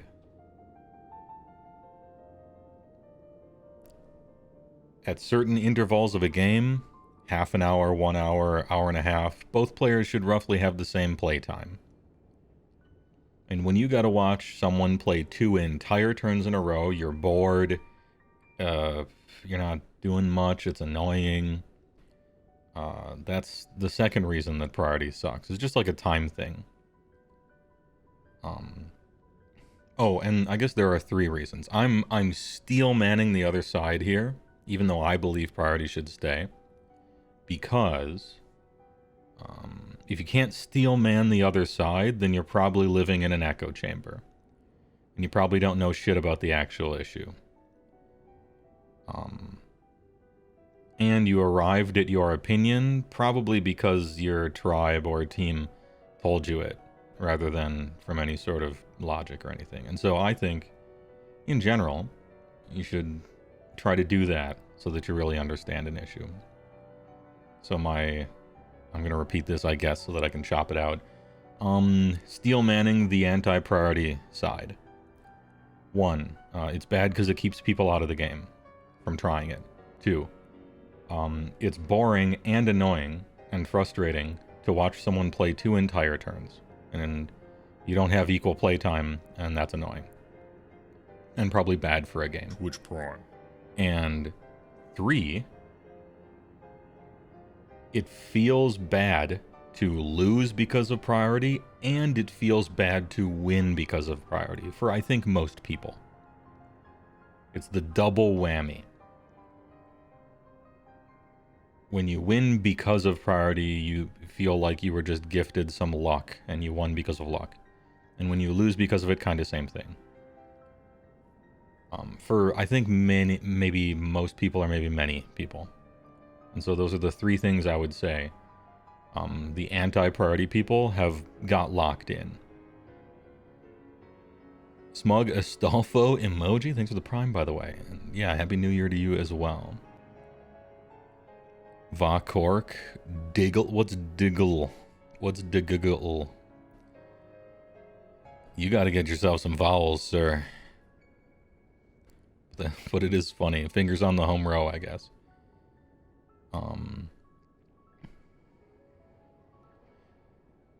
First time chatter, Quasi-Evil says, priority roll is the most frequently mentioned negative about AOS from others I've talked to. Yes. That's why I consider it one of the big 3. For sure. Or when you play Seraphon for a 30-minute hero phase, yeah.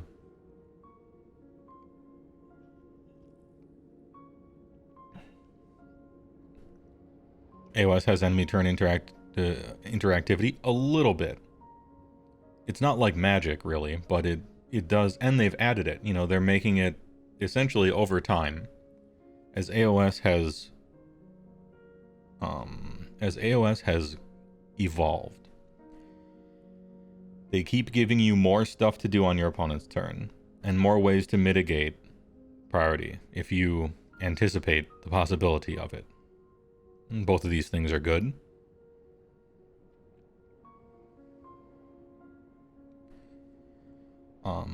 Would the sting of getting double turn be lessened if the melee phase went charging units get to fight first, fight normal starting on non-active? No, it would make it even better.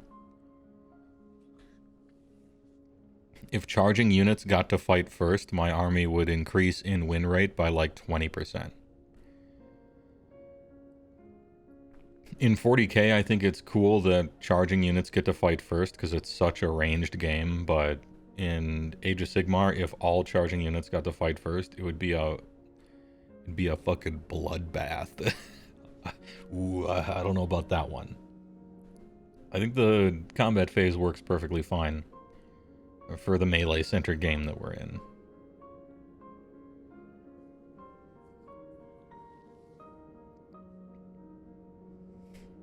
Bone Legion Supremacy.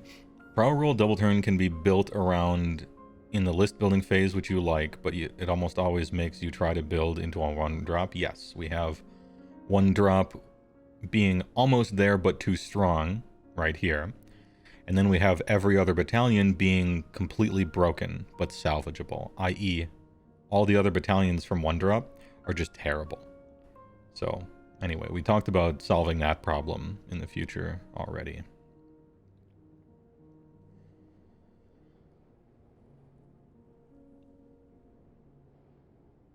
It's a hard mechanic to sell because the bad bit is big and spectacular, but the good things are quiet and spread across pretty much every decision you make. Yeah, so like the bad bit is front row center. And the good parts, you're only going to know when you're like good. You know? That's all the depth of the game is the good bits of it.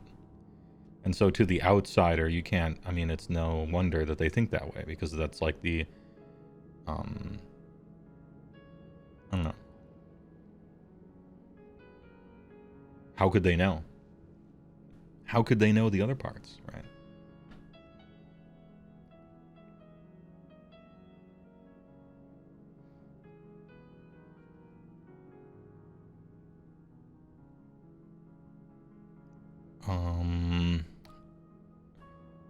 What if every Lord of the Ring war game was similar to AOS with Prio, but the order was player 1 move, player 2 move, shoot?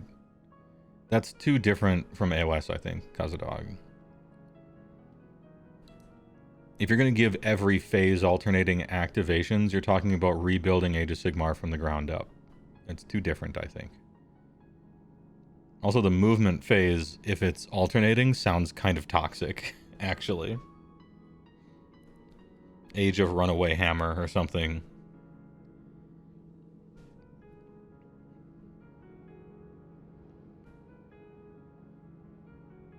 Let's see. Fun. It's not perfect because it has those downsides, right? I don't know, what do you guys think? Feeling like you won on a random lucky roll is bad. Watching an opponent take 2 turns in a row is bad. And it keeps people out of the game, which I think is actually a net neutral. Honestly, a net neutral. But from a company perspective, it's a very bad thing. Yeah, it gatekeeps, and it probably does so in a good way. But all of the interesting... I mean, the whole game is built on top of the priority roll, right? And I like Age of Sigmar. And so it has to go in, at minimum, the fun tier. Twitch Prime. Because if you're like, man, Age of Sigmar would be perfect if only there was no priority. Like, every other mechanic is contingent upon this, right? The game is just different entirely otherwise.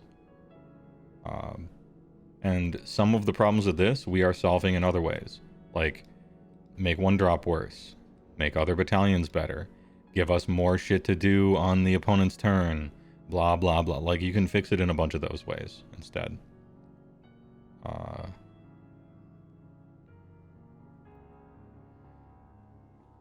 To you, feeling like you won or lost at random when priority is not actually that way as a personal problem. It is, yeah, they're just thinking about it in the wrong way. But if you're really new or you don't play the game, you might think that.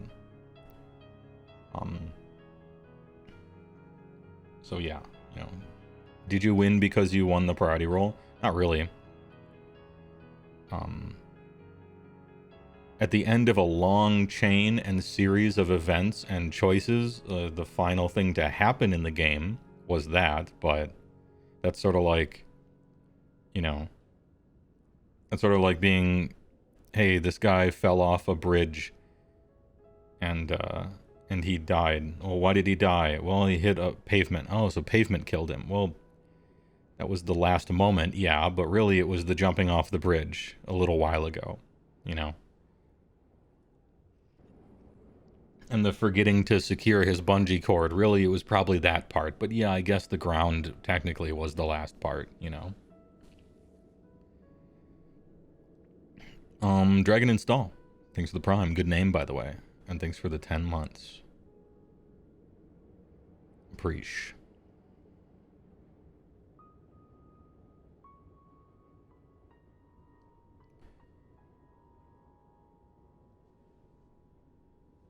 It's crazy to be in a position that your whole army can die in one turn. Yeah, that's true with or without priority, probably. You know? You could get yourself into a position like that. The risk of losing prio just totally changes the way you think about your moves. Yeah, it forces you to think ahead, and if you don't want to think ahead, you can outsource your thinking to 1d6 if you want. Like, if you don't want to plan ahead at all, then Age of Sigmar, we gotcha. The game has an app for that. If you don't want to think about the future, don't worry. You have outsourced your thinking to this one priority roll, and that'll do your thinking for you. And then some random thing will happen, you know, and maybe you'll get a turn.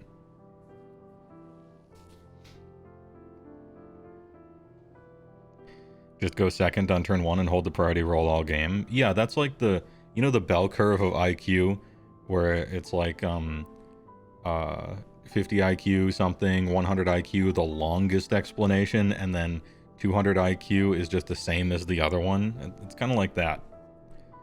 You just go second on turn 1. And then hold priority every time. And then in the middle is all the things you can do. 17 paragraphs. And then the final one is just go second.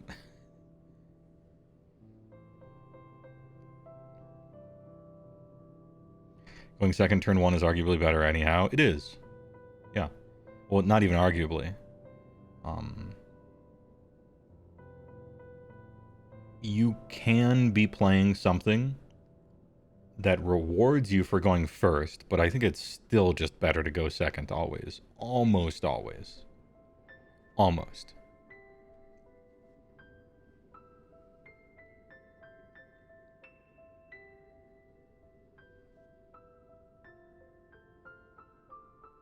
I simply always plan on going second. Well, you mean probably going first, right? Assume you roll trash all game mindset. True. Anyway, priority's fun. It's not perfect. It has some downsides. But we're dealing with those except for the gatekeeping one, which is working, honestly, probably splendidly. Maybe it's working too well. Heroic, where is it?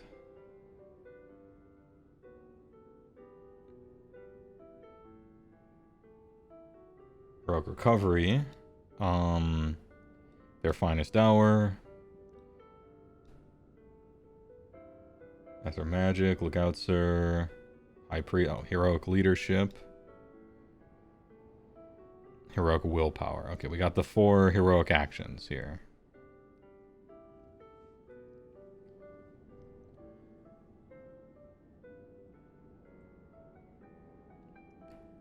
Which one shall we tackle first? I'm going to say Finest Hour. Their finest hour. Their best day ever, as it's known. This one gives you +1 to wound rolls and +1 armor until the end of turn. You may only use it once per game per hero, and it's a heroic action. I think this is fun. It's fun.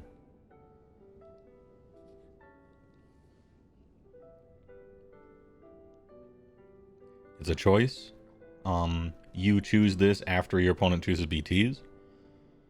And so they just expect you to pop it if their guy is getting targeted. That's cool. It's one of those once per game things that actually works. You don't have to roll for. That's nice. Here, I think, unlike here, I think +1 armor is legitimate. +1 armor is very strong. It's fine on a once per game hero only effect. The +1 wound rolls thing sometimes matters.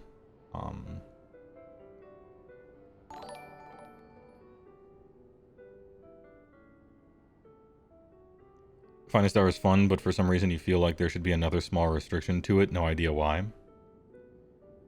My problem with their Finest Hour is you get +1 to wound rolls, +1 to armor, and then you die from full life to strictly mortal wounds.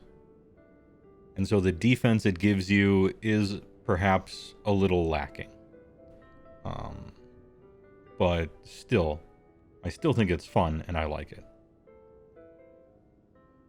Also, it just works. You don't have to roll for it.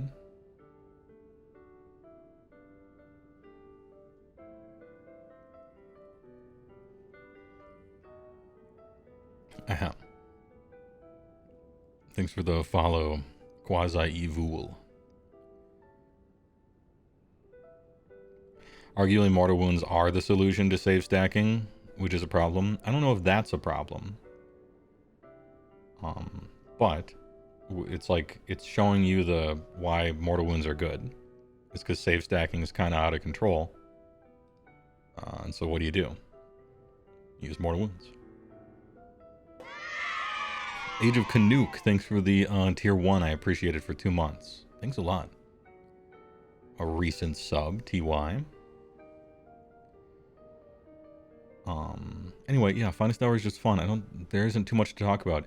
It's cool. Sometimes you guess wrong because I'm going to give this guy Finest Hour and then they say, ooh, okay, I'll target the other guy.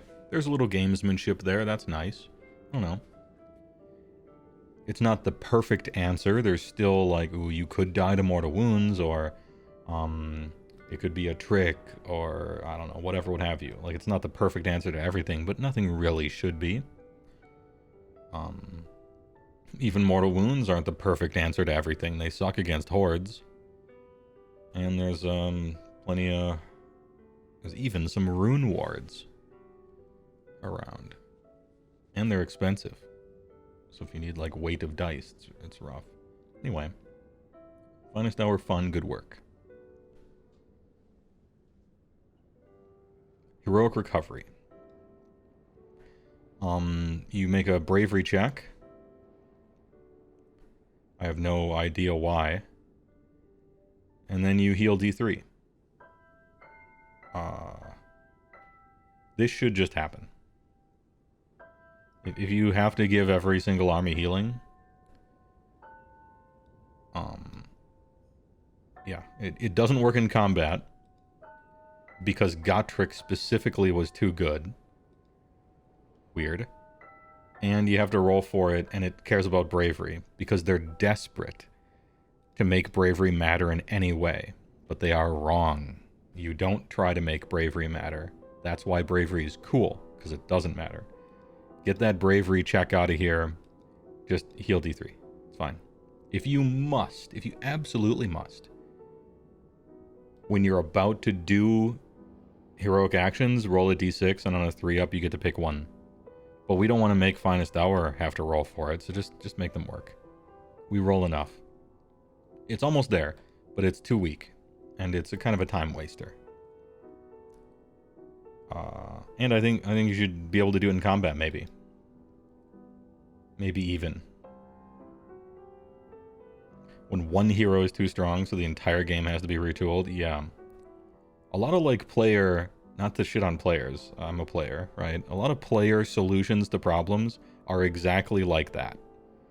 They're like, I have a problem with one thing, and I want to change the entire game and make 75 war scrolls just worse for no reason. Half of them are already too bad, you know, to fix this one like problem. Like, okay, sweeping changes to the entire game. How do you heal D3 without rolling? So what happens is instead of rolling your bravery check, you know, and healing a D3, instead it just works. Heroic Leadership, you get 1 command point. You have to roll a 4-up. You know, I find this ability here, on a 4-up, you receive 1 command point. I'm so unlucky with this. I only get it about half the time. Can you believe that? This is the one that everyone just chooses every turn. It's also kind of boring.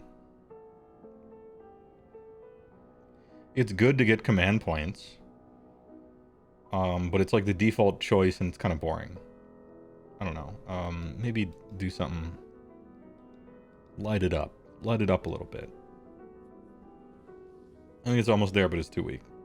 Same with Heroic Recovery. Every time I want to use Heroic Recovery, I'm in combat. And so it's like, okay. I don't know. It feels weird. You choose it every turn because none of the other ones do anything half the time? Yeah, and you don't want to spend your once per game. It's fine in the context of there being other heroic actions in books. Some books. Probably the minority of books. But yeah.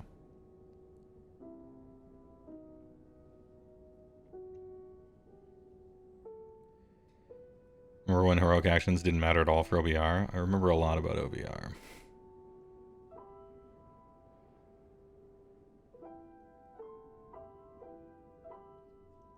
Next. Heroic Willpower. Heroic Willpower is one of those...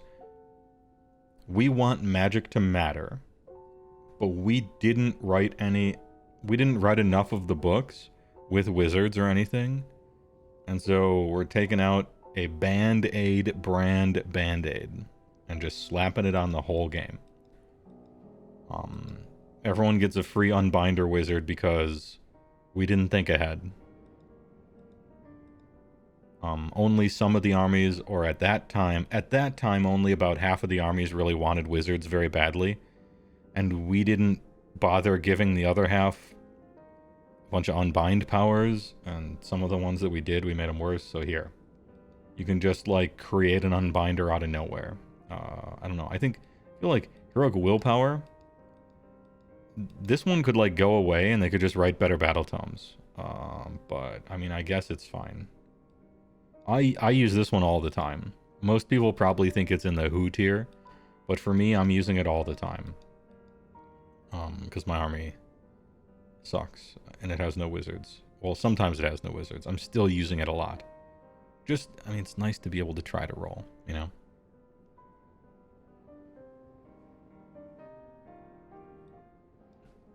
So we...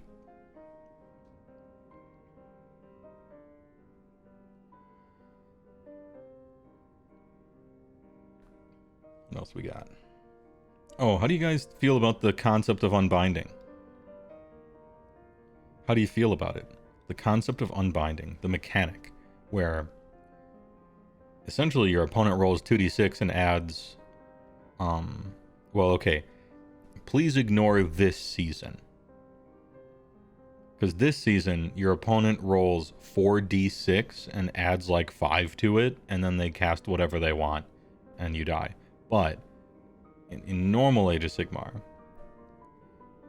your opponent rolls 2d6 and adds some numbers to it, and you roll 2d6 and don't add any numbers to it. But it gives you a chance. There's a lot of variance in 2d6. It's a little spell contest minigame.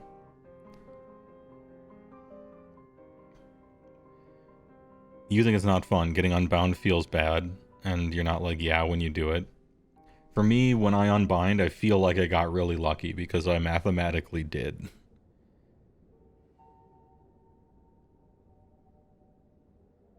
Option, let you spend to cast to counterspell their counterspell. Oh, double counteries?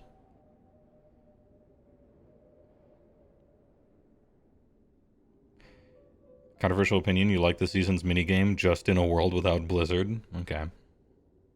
I actually think the extra spell things are fun. I don't know I can't remember what they're called. This season's rules are like wacky and kind of fun. Yeah, Blizzard does tend to throw a wrench into things though. Yeah, Primal Dice, that's what it's called. Primal Magic's kind of fun. This season, I have a chance in hell of ever unbinding anything, and so it feels cool.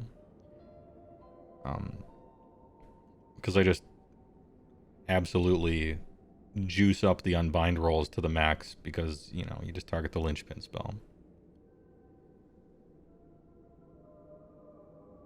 They're fun. It's just Blizzard was probably a mistake. I thought Blizzard was crazy and fun, and then I played with it for 6 months, and now I'm done. I'm done with it.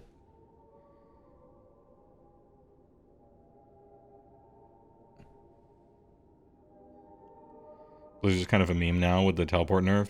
I mean, it's still excellent. You just have to. It just has to follow normal spell rules, I guess. Which maybe normal spells are a meme. I guess fix the RB. I think Unbind is fine. It's fine.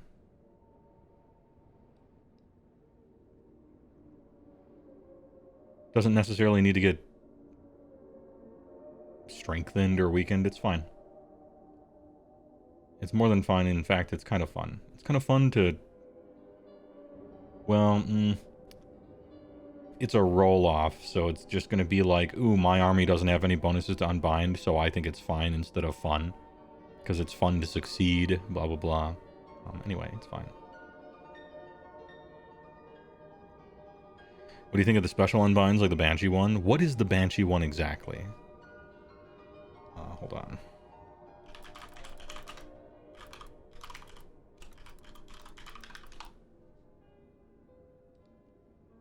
Do you mean Mirmorn Banshees? You roll 2d6 each time an enemy wizard successfully casts a spell that is not unbound and chooses for the effect of the spell to apply to a unit wholly within 12 of this unit. Oh, you get double chances to unbind, kind of? Add 1 to the roll if this unit has 3 or more models. If the roll is greater than the casting value of the spell, it is unbound. Oh, so you get a second chance at unbinding, then. Cool. But it's got limitations, right? It has to apply to something near them, so there's a little bit of... Well, there's not counterplay. You just put them next to the thing your opponent was going to target, right? But still, I don't know.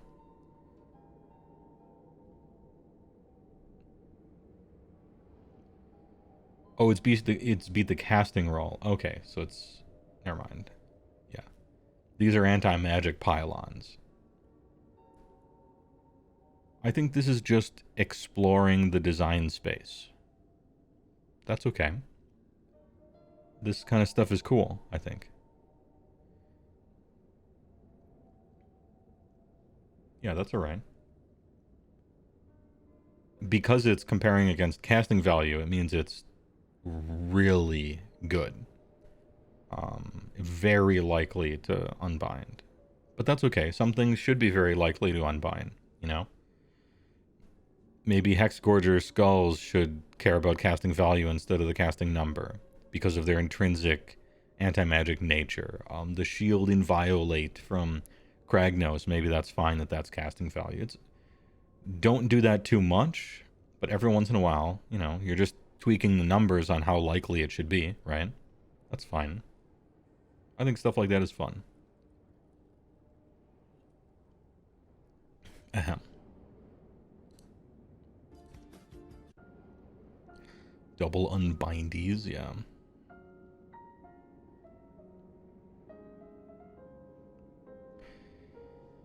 If you think getting unbound feels bad, feeling bad is because you just didn't get your way, I implore you to look at every rule we all complain about where you roll a d6 and on a 1 to 4 nothing happens, yeah. I mean, that's kind of that's a lot of stuff in the game. An attack roll is that, right? On a 1 to 3 nothing, or on a 1 to 3 nothing happens when I'm attacking with my 4 up to hits.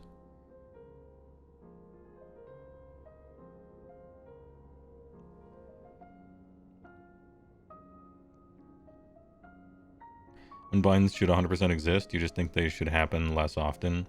So my experience with that is going to be skewed as an army who sometimes doesn't have wizards. And when I do, they suck. And so I don't see unbinding ever. Unbinding is very uncommon because I kind of suck at doing it. So, you know, in my experience, it doesn't happen very often. But I suppose when, like, wizards are fighting, it's pretty common. Or if, ooh, I'm playing Stormcast, so I have 1 auto-unbind per game, and I'm playing Techless, or this is a Cities of Sigmar player, or this is, I'm Slaves to Darkness, so every casting roll is a 15 somehow, you know, then it's probably different.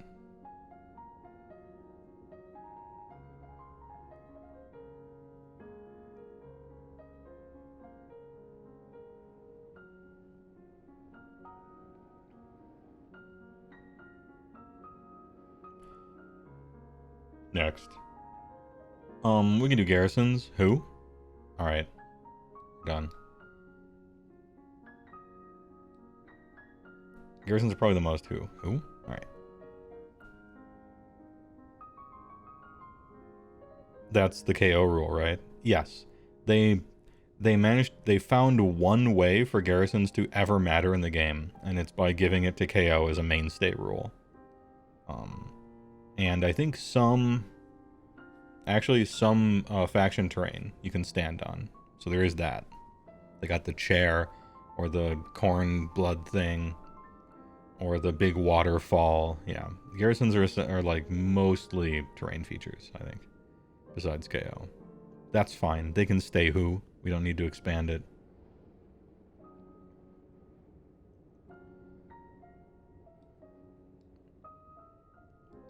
Move star. Okay. There's a certain type of war scroll that has this, and it's a monster. And its movement characteristic goes down as it is wounded. That's bullshit and should never exist. Get out. Exercised. There's no reason to punish monster players like this. The BCR player? Yeah. Why is there a damage table on Monster War Scrolls? Why did they bracket? Why is that? It's because they're trying to balance it with a unit of a bunch of guys. As you kill guys in that unit, there's less guys in that unit, right? And so they do less damage, they have less wounds remaining, right? And that makes sense if we're trying to one-for-one balance it with monsters. As you damage the monster, it gets worse, right? Just like if you damage the unit, it gets worse. Units get essentially faster when they get wounded, because they don't have to worry about as much getting hooked on terrain or anything like that. Get this out. Get this the fuck out of here.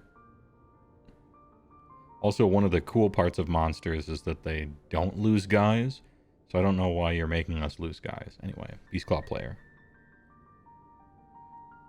Movement should never decay. Fuck you. Anyway, moving on. Now hear me out, Scarbrand.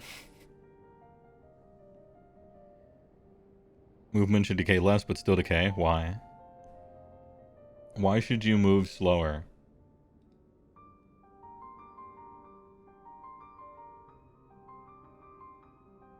Like if a foot hero is at 4 life out of a possible 6, should he move 1 inch slower? I declare that he, by right, should, if we're going to keep this. All units must lose movement for some reason as they become wounded. Otherwise, it's simply not fair. Anyway, memeing aside.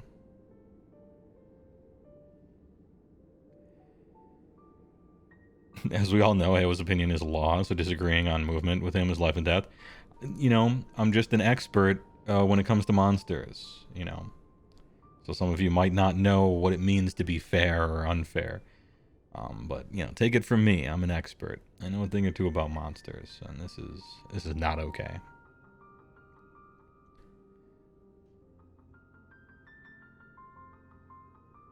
For role-playing reasons, he's limping. Man, if we're going to change the game for role-playing reasons, I want some more. That's cool, but it's down the list. My battle elephant should be able to cross a fence without spending movement. Just step over it. I should be able to smash through houses without even slowing down. If we're going to bring more role-playing into it, I'm willing to have that conversation. But I'm going to, like, pull out, like, a giant notebook. Dust is going to splay across the table. I got some thoughts. Anyway, good memes, though. Oh, yeah, speaking of monsters, let's talk about Roar. As you all know, Roar is kind of overpowered. I play monsters. Roar's kind of OP. It's kind of too strong. Now, you do roll a die. Needs to be a hem. It's a 3-up. Either works or it doesn't. And it shuts off command abilities. Now, the reason Roar is a little too strong, I think, or rather, the reason it's good, is because all-out defense is too strong. And so you see where the dominoes are going. If all-out defense was trash, Roar would be meaningless. It gets its power from how good this is, right? And so we're kicking the can down the road. I think Roar is almost there.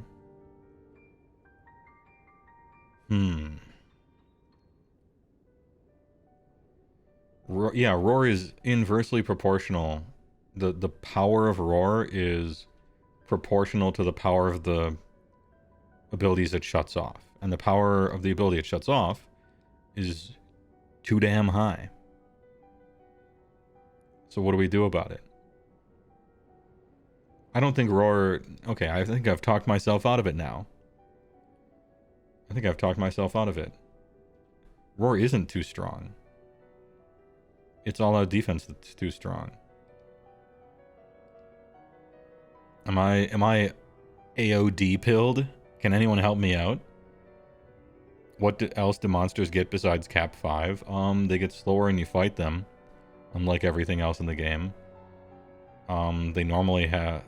They're normally a little too expensive and have shit attacks for the most. I don't know. Let monsters do cool stuff. I think Roar is fair. Never mind. Roar is fair. It's the great equalizer. Just don't get in range 5 head.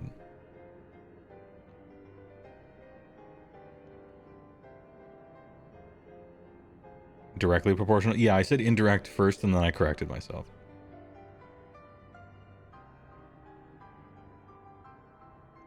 Then it's fine, not fun. Right, but when I use it, it's fun. No changes. It's fun. Right? It sucks not to roll the 3-up. But yeah, actually, never mind. Never mind, I like Roar. I've Roar-pilled myself. I started out too reasonable. I started out just too reasonable. And now I'm Roar-pilled. This is fun, actually.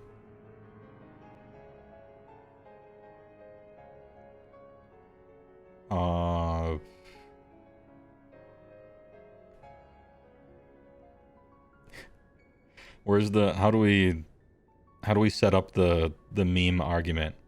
If you think Roar is too good, you are tacitly admitting that all-out defense is a problem in the game. That armor values are too high, right? Anyway, yeah, I'm back to thinking that Roar is fun. I'm back to thinking it again. Armor value is too damn high. Armor's the real problem, am I right? Stomp.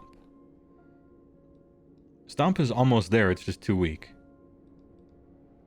I don't know why it doesn't work on monsters. Monsters can't stomp each other. Step on his foot, dude. That's worth D3 mortal wounds. It's nice that it works on a 2-up, though.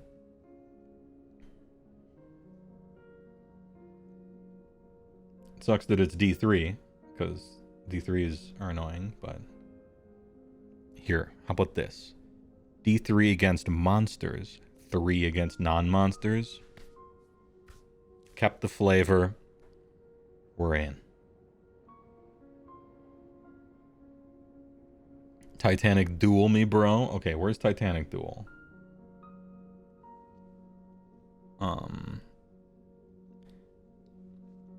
So Titanic Duel... You Titanic Duel when you think your opponent is going to roar you. No, you just roar. You just always roar, right? And if your opponent doesn't have any command points, then you Titanic Duel, I guess.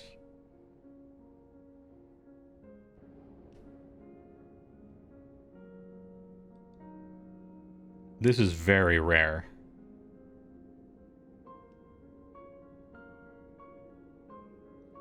You Titanic Duel with your second monster? Yeah, in my case, the third monster, but yeah.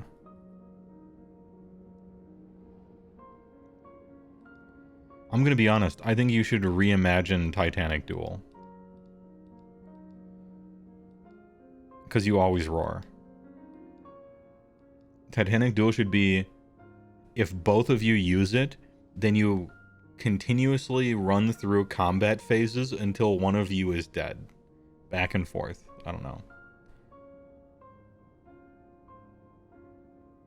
I think you reimagine this. It's not like that bad. It's fine. I've used it every once in a great while with the third Beast Rider in combat or something, but it's rare. You use it too infrequently, and Roar shits on it. And Roar, again, isn't too good. It's just the other ones aren't good enough, and all our defense is too good. Yeah, it's fun to say the words. But usually what I'm doing is I'm saying Titanic Duel, and then the monster that I chose for that dies in the combat before it can attack. Like, probably 80% of the time.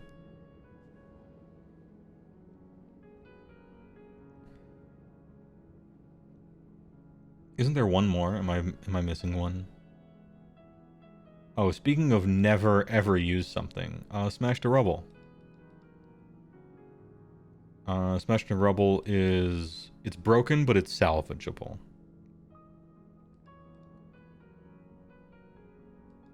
This should grab the terrain feature and remove it from the table. I won't be taking any further questions at this time. That's what you do. Twitch Prime. You reach onto the table, you roll the 3 up, and then you remove a terrain feature from the table. Done. On a natural 6, you get to keep it in your hands and then throw it in the garbage instead of right next to the table. Bad Games 2911, thanks for the big prime. I appreciate it. For 6 months. Big. Good name, by the way. Should also make Briccolini be absolutely insane. Dude, Briccolini gets the opposite. Terrain features that have previously been removed from the table, he gets to put them back out wherever he wants. And then he's on top of it. Summon Brick Store.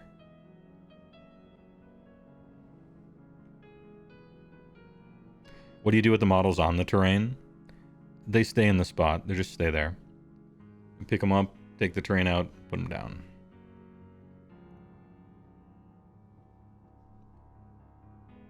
To the best of your ability, put them back where they used to be. No big deal.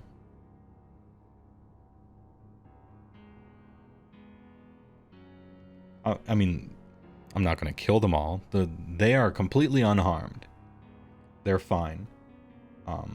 You know, their house exploded, but they are 100% fine.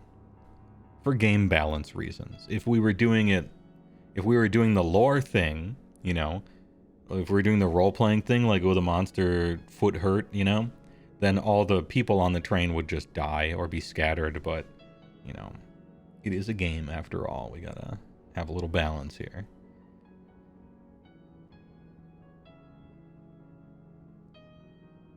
They take D3 mortal wounds because an entire mountain fell on them? Yeah, pretty much. Hey, let's get into all these other ones. At the double, you can use this. Ooh, alright. I'm throwing a hot take. At the double, too strong. Auto 6 to run rolls? Too strong.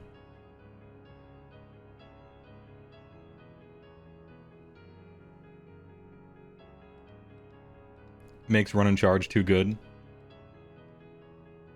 Promotes Hail Mary, I wasn't thinking ahead plays on turn 5 to just barely get objectives instead of planning ahead.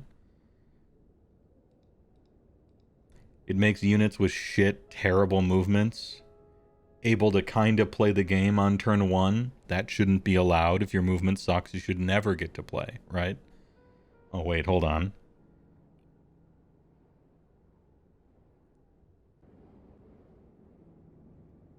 You should be able to just re-roll it. If it was just re-roll a movement roll you just rolled, would this be chosen 0% of the time? Like lifetime of the whole edition? Be honest. Because it might. Maybe, maybe not. I don't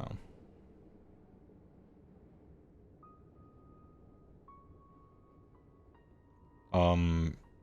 Re-rolling it is a lot worse than Auto 6.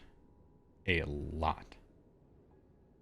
But you do get to see the roll first, whereas at the double, you can't see the roll first. You just have to assume.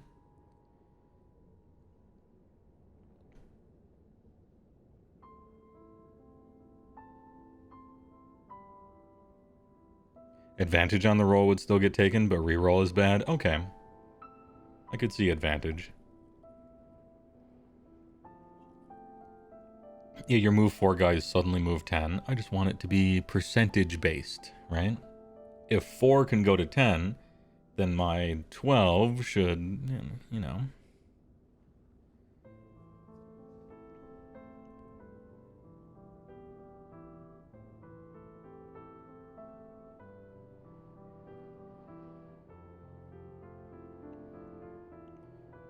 What was the allies thing? I'm simply against the concept of allies in Age of Sigmar from a game mechanic standpoint. I'm a known hater of soup.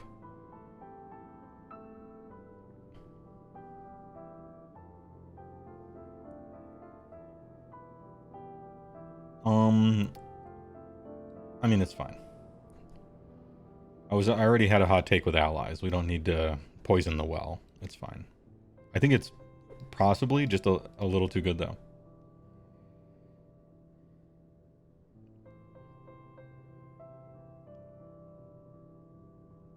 Forward to victory. Reroll a charge roll. Fun.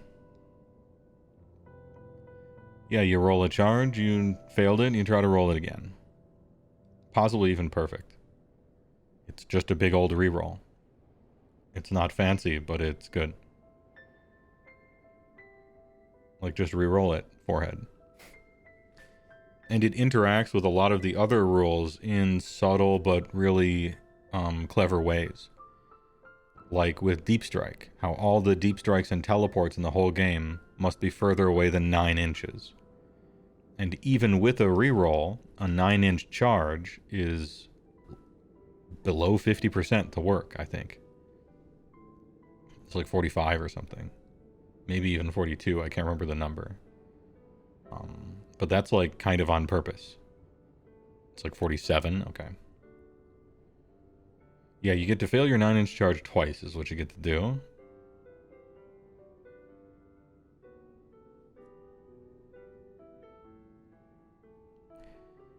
I'm going to get through some of the other ones. All right, wait. Unleash Hell. Rally. Redeploy. I'm just getting the command abilities out here. I think that's all of them.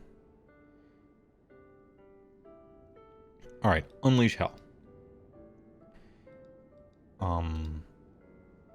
The Unleash Hell ability is a 40k fanfiction-ass move shoved into a fantasy game it absolutely does not belong in. After the most complained about thing in the game was shooting, they let people shoot on someone else's turn after a charge. When you were just about to finally crawl to them, wounded and bloodied, this is 40k fanfiction. that doesn't belong in AOS. And it doesn't play particularly well either. This was entirely a mistake.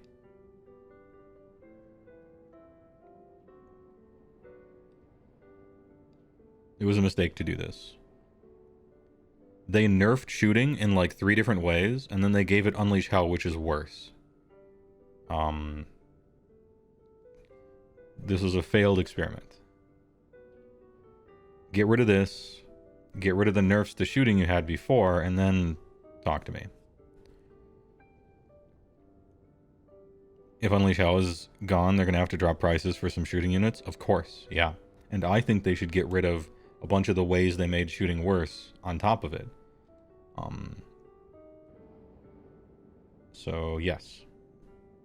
Should shooting units go down in points after Unleash Hell is gone? Yeah. Should Lookout Sir go away? Yeah. Bunch of other stuff? Yeah.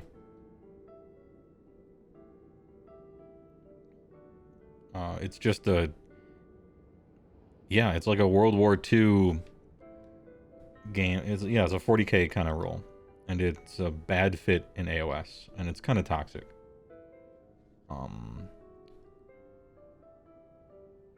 It was simply a mistake. In fairness, it was a fantasy thing too. Oh, okay. So should I say 40k / some other game fanfiction maneuver? Yeah, it's a weird, rough fit in Age of Sigmar, and I don't think it's good.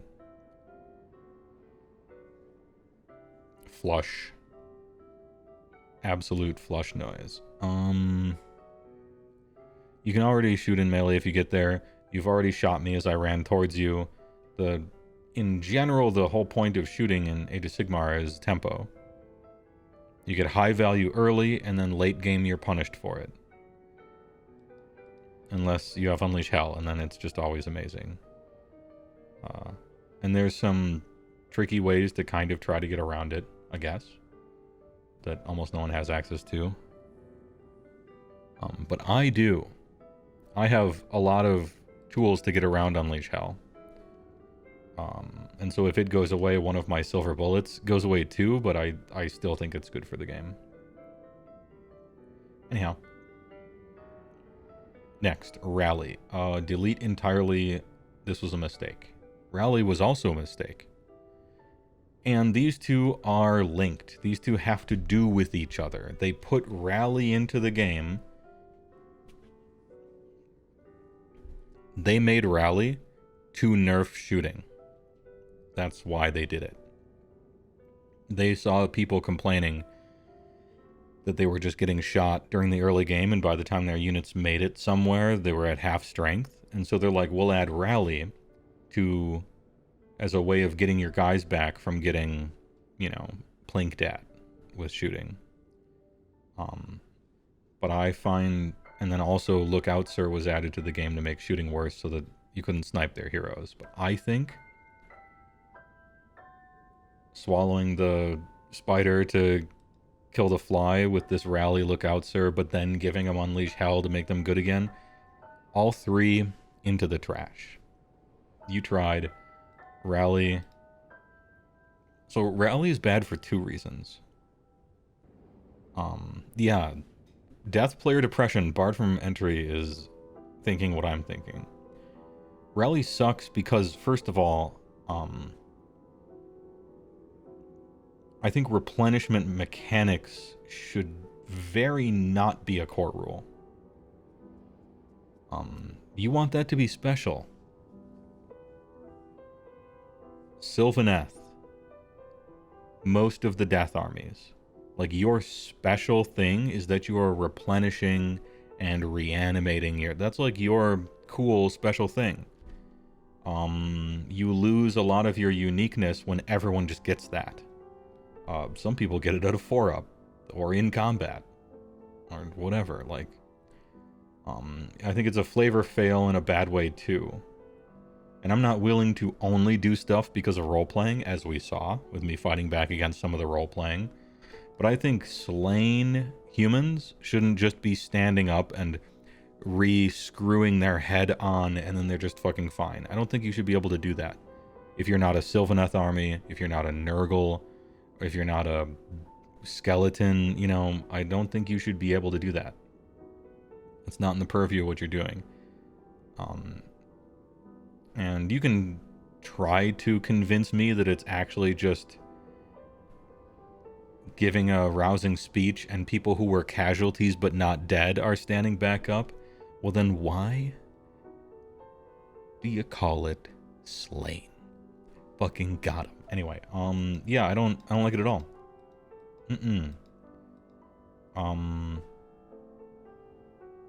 It makes armies less special. It's a big old time waster. Don't like it. Yeah, 4-up rally is even yet worse, but I'm strongly against it even if it was just a 6-up. It would matter in the game a lot less if it was just a 6-up, but I still think it's like fundamentally a bad idea.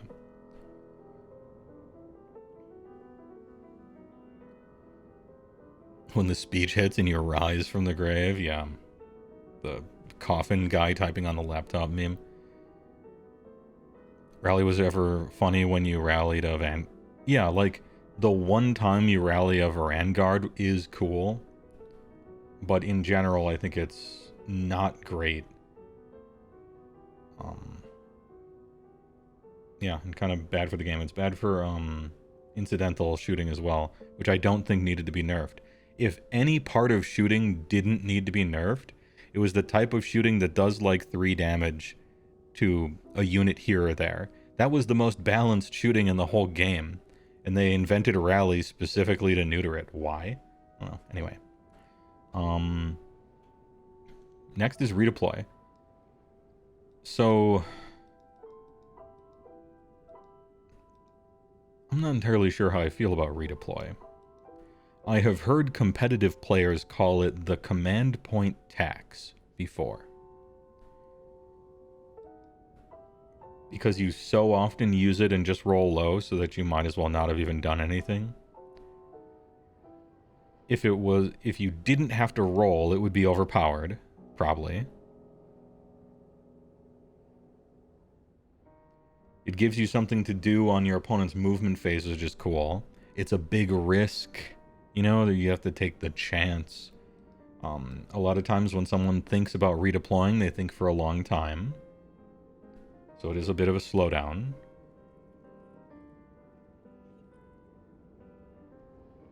Redeploy equal opposite problem of at the double. Right, but when you're doing something on your opponent's turn, it has the potential to be so much more powerful. Which is why alternating movement phases would be nonsense in the AOS rules. It would be people going like, back, everyone running away all the time. It would be wacky, right? You could have a game where that works. I bet there's really good games with that, but they're probably like brainstormed with that and then they move into it rather than like changing.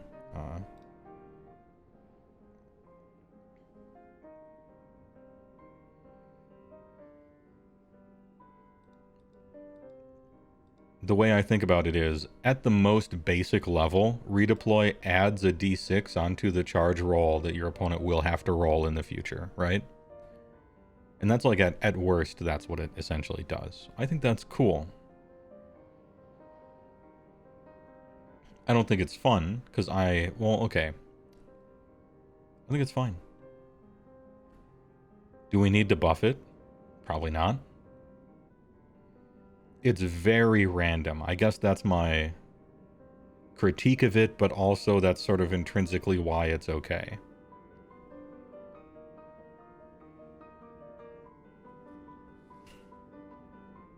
I think it's cool.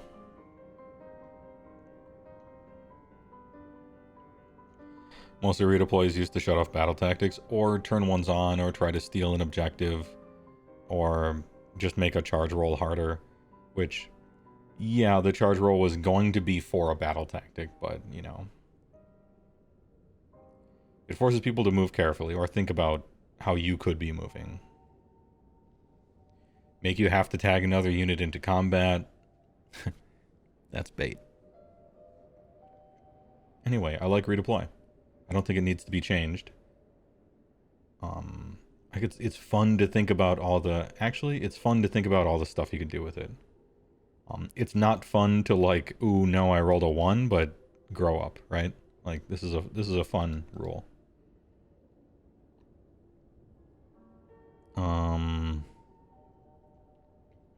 Grow up.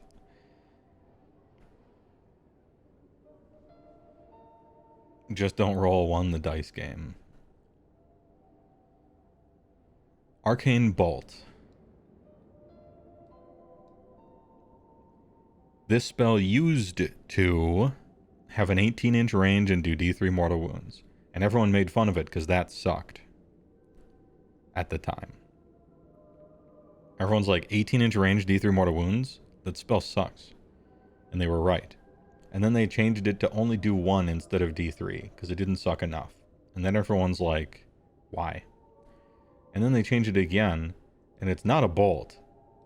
It's an arcane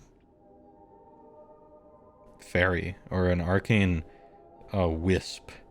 An arcane Ioun stone or something. That only goes off when somebody like, I don't know, enters combat with you or something. Kind of weird. I don't know why this thing just isn't 18 inches D3 mortal wounds again, which did suck, but I don't know. I think it's too weak. Whatever you're trying to do with Arcane Bolt, it's too weak. Actually, I don't even think you're almost there. I think current Arcane Bolt is actually broken, but it's salvageable. It's more salvageable than Smash to Rubble. Yeah, that's essentially the only good use of it. Is kill the one thing that keeps you engaged in your hero phase.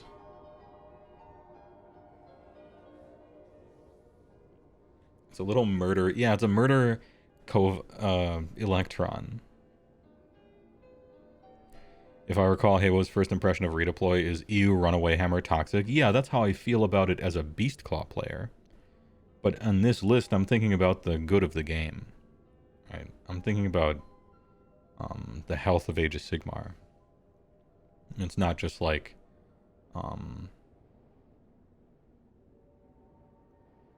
if I like something against my army or something like that. I assure you.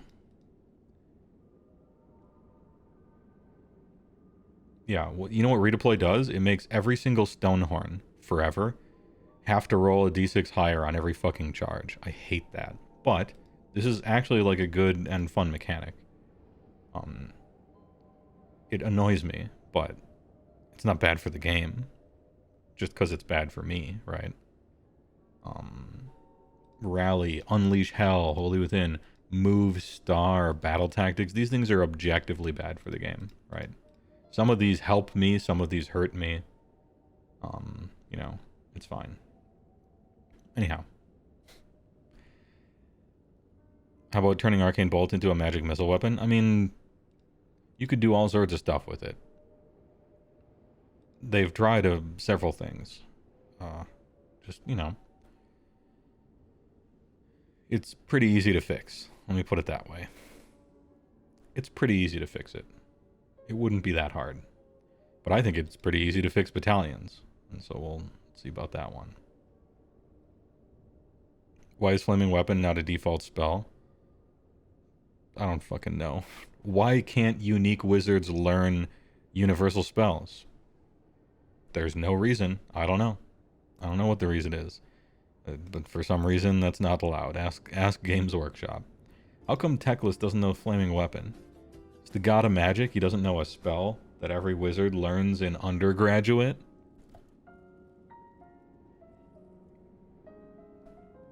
T4 Gore.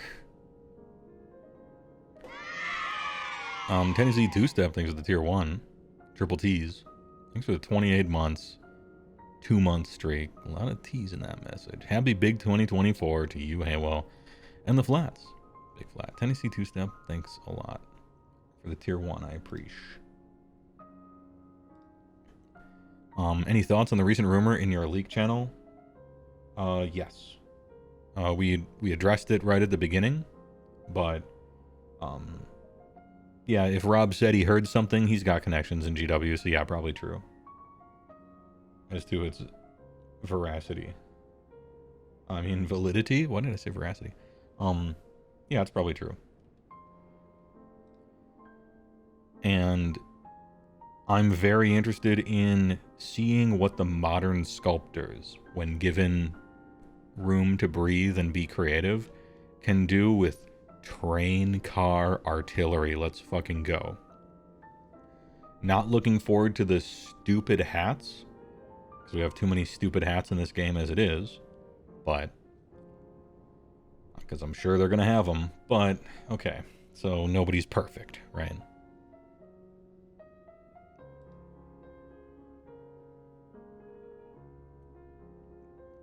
Hopefully they move a little away from the ridiculous, like, Yuden caricature of a Jewish person from like World War propaganda posters, you know, except like 3 feet tall. Some Kaiser Wilhelm shit. Like, maybe ideally we could move a little bit away from that and some of the Roma drawings of that period, but still, I think they'll be really cool. I'm mostly joking about that. No one actually gives a shit. The rumor about Skaven being removed from the game, self-hating Skaven players, their pity party is starting to affect other people and think less of them. You got everybody on your side because everyone agrees that it's been a while since you have an update, but chill with the pity party stuff. It's running thin. You'll be the thing for 4th edition. Everybody seems to think so for the past 6 months. Have you seen the North Korean propaganda posters about the US? Yes. Yeah. Dude, propaganda is so fascinating. I took a class on propaganda as it pertains to art. Oh, man. So cool. You know, one day maybe we'll do a presentation on the history of art in propaganda from the past 100 years. I'll find a bunch of posters and pictures and talk about how you can tell so much about a country and what that country thinks is important, from the features to all this, and what they think of their enemy and what the culture values. And it's so interesting. Anyway, propaganda tier list. Let's go. Fire Chaos Dwarves, aren't those just Fire Slayers? No. There's nothing I could say here that wouldn't shit on one of the two factions.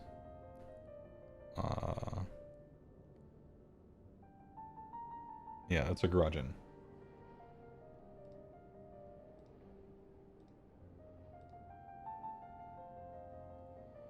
How to use propaganda to improve your AOS games. I mean, I use propaganda in my why play such and such army videos.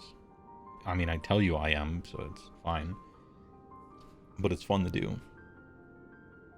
Everybody be using a little bit of propaganda nowadays.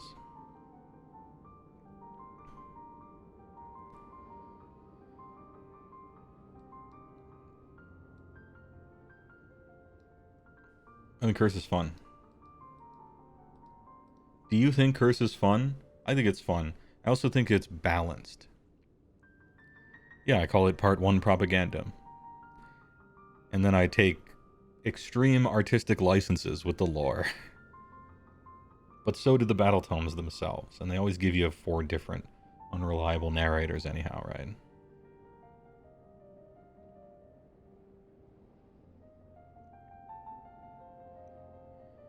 Anyway, I think Curse is good. It's balanced because it has a very short range, so you gotta get that priest into harm's way. But its effect is really powerful. Throw buckets of dice at people. Watch them melt. I think it's just good. Good and fun. 5 out of 7.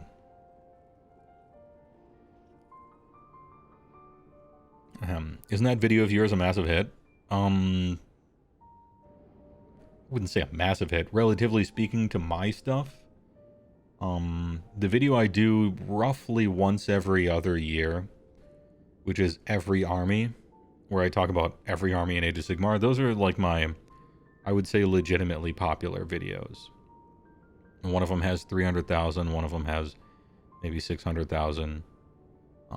And then a huge step down from that, hovering about 100,000 down to maybe 70, like 70 to 100,000 are the Why Play This Army videos. Those are really popular. And then way down from those is just whatever else I do. You know. But you gotta mix it up, and those take forever to make. It's a lot of work. And, you know, previous year I've been very busy with normal job, with main job, so I couldn't be a huge YouTube.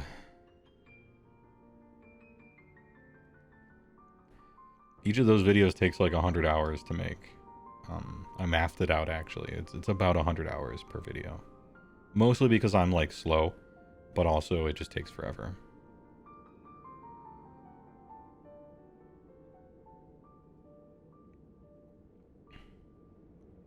What's good in Age of Sigmar is what hooked you. Nice, yes. One of the little videos, I think. Next up is Bless. This is a 6-up ward. It kind of sucks. You would never take a priest just for Bless. You would take a wizard for just Mystic Shield. There's the difference there. You're rarely using this because you probably took the priest because of their War Scrolls prayer, or maybe one of your army ones. But it's like, hey, it's a 6-up ward. You might as well roll the dice if you got nothing else to do. It is almost there too weak. And I think that's probably fairly uncontroversial. Divine Wrath. For those unaware, you might put this into who, right? If you roll a 1 on a prayer chant, your god, instead of help you, because they should, your god smites you and makes you take 1 mortal wound. I don't know why this has to exist, actually. I think failing your prayer is bad enough, and this is like a waste of space in the rulebook. It might as well not even exist. Yeah, just, I don't, delete it. It's a waste of time.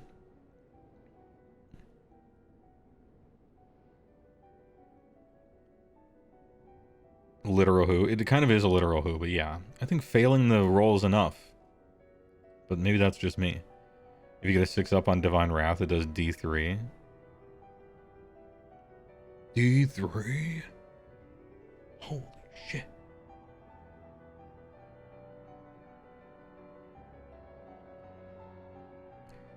We got Smite. Okay, so Smite does 1 mortal wound, I think only to another priest. Literal who? Reimagine what Smite does, please.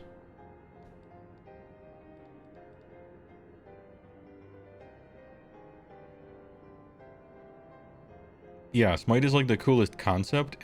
The concept of Smite is Titanic Duel, except 2 priests on the opposite sides of the battlefield. Their gods are fighting. You can see the gods fighting in the heavens above you as you are fighting.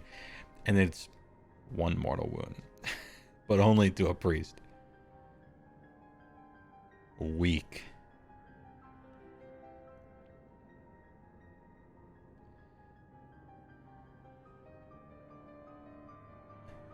By the way, your friends finally ended your winning streak of the ogres, 34-1. The fun police, don't worry.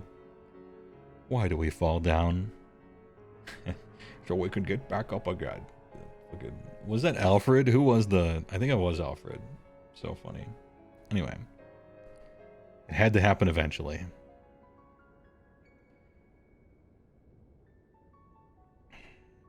More Kragnos is the solution. Miscasts, same. I strongly disagree with adding this to the game in 3rd Ed. Nostalgia ass, pointless ass, get it out of here. A waste of time and money. And precious rules space in the rulebook. Only added it because it used to be in the old game. Hey, we left the old game behind. No need to bring back its mistakes. It's bad enough to fail casting a spell. Chill.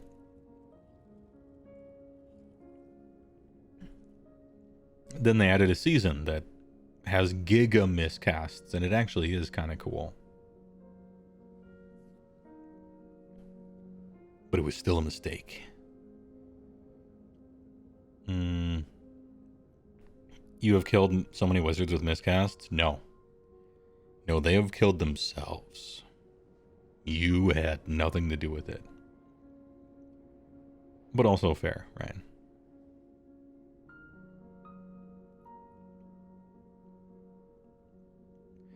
Slays of Darkness has the Mortal Wound spell lore have a super miscast. True, you could write it in their book. You could give them that in their book, and it's just not in the... I mean, it's probably too late to talk about this, but yeah, I don't... The time to stop this was when they were considering adding some ancient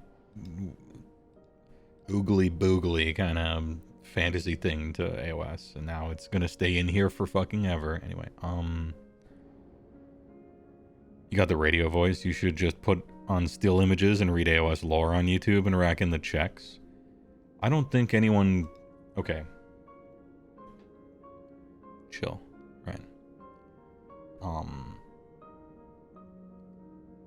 The number of people searching for AOS lore to listen to could not pay my bills, sadly. That's true with 40K. It's not true with AOS. However, basically no one's doing it. So maybe it is a good idea. It's even kind of hard to find decent information because so few people care that it's, you know, I could go to like there's like 2 Wikipedia websites and one of them doesn't have enough information and the other is mostly fantasy information. Believe me, I want to do no work and just literally read Wikipedia and count my money. Like something like 100,000 40K lore channels seem to be able to do, but I don't know. It's not a bad suggestion.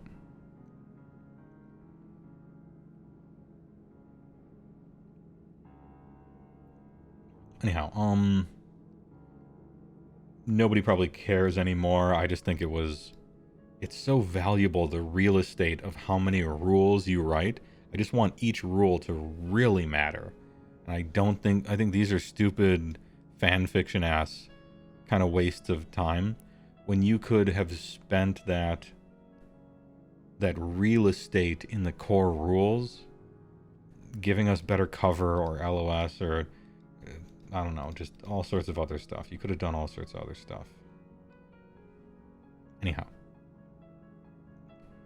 Fan fictions for army books. True. Enhancement. Broken but salvageable. The way they describe enhancements to you is confusing. I am able to understand it because I already played the game when I was reading it. Every new player, this is confusing to them. It's not because they're stupid. It's written confusingly. It just is.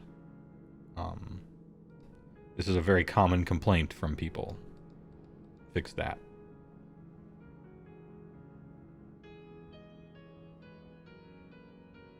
With everything going in the trash, disagree fundamentally with that statement. These are basically the same thing.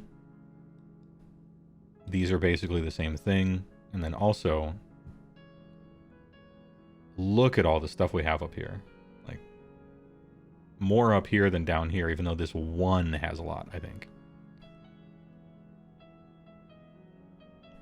Also, to answer the question for real, what kind of game do we have left? An objectively better one. That's simply superior. Anyway, next up is coherency. I think we're almost there. It's just a little too strong. 10 models. There, I said it. 10 models. 6 was a good start. I think it should be 10. 2 rows, you know? Yeah, I have the old coherency here. It's 6 now.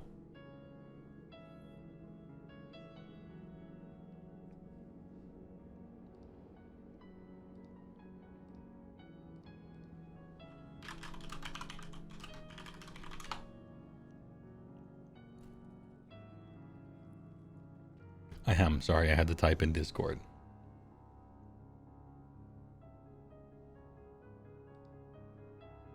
They really don't want people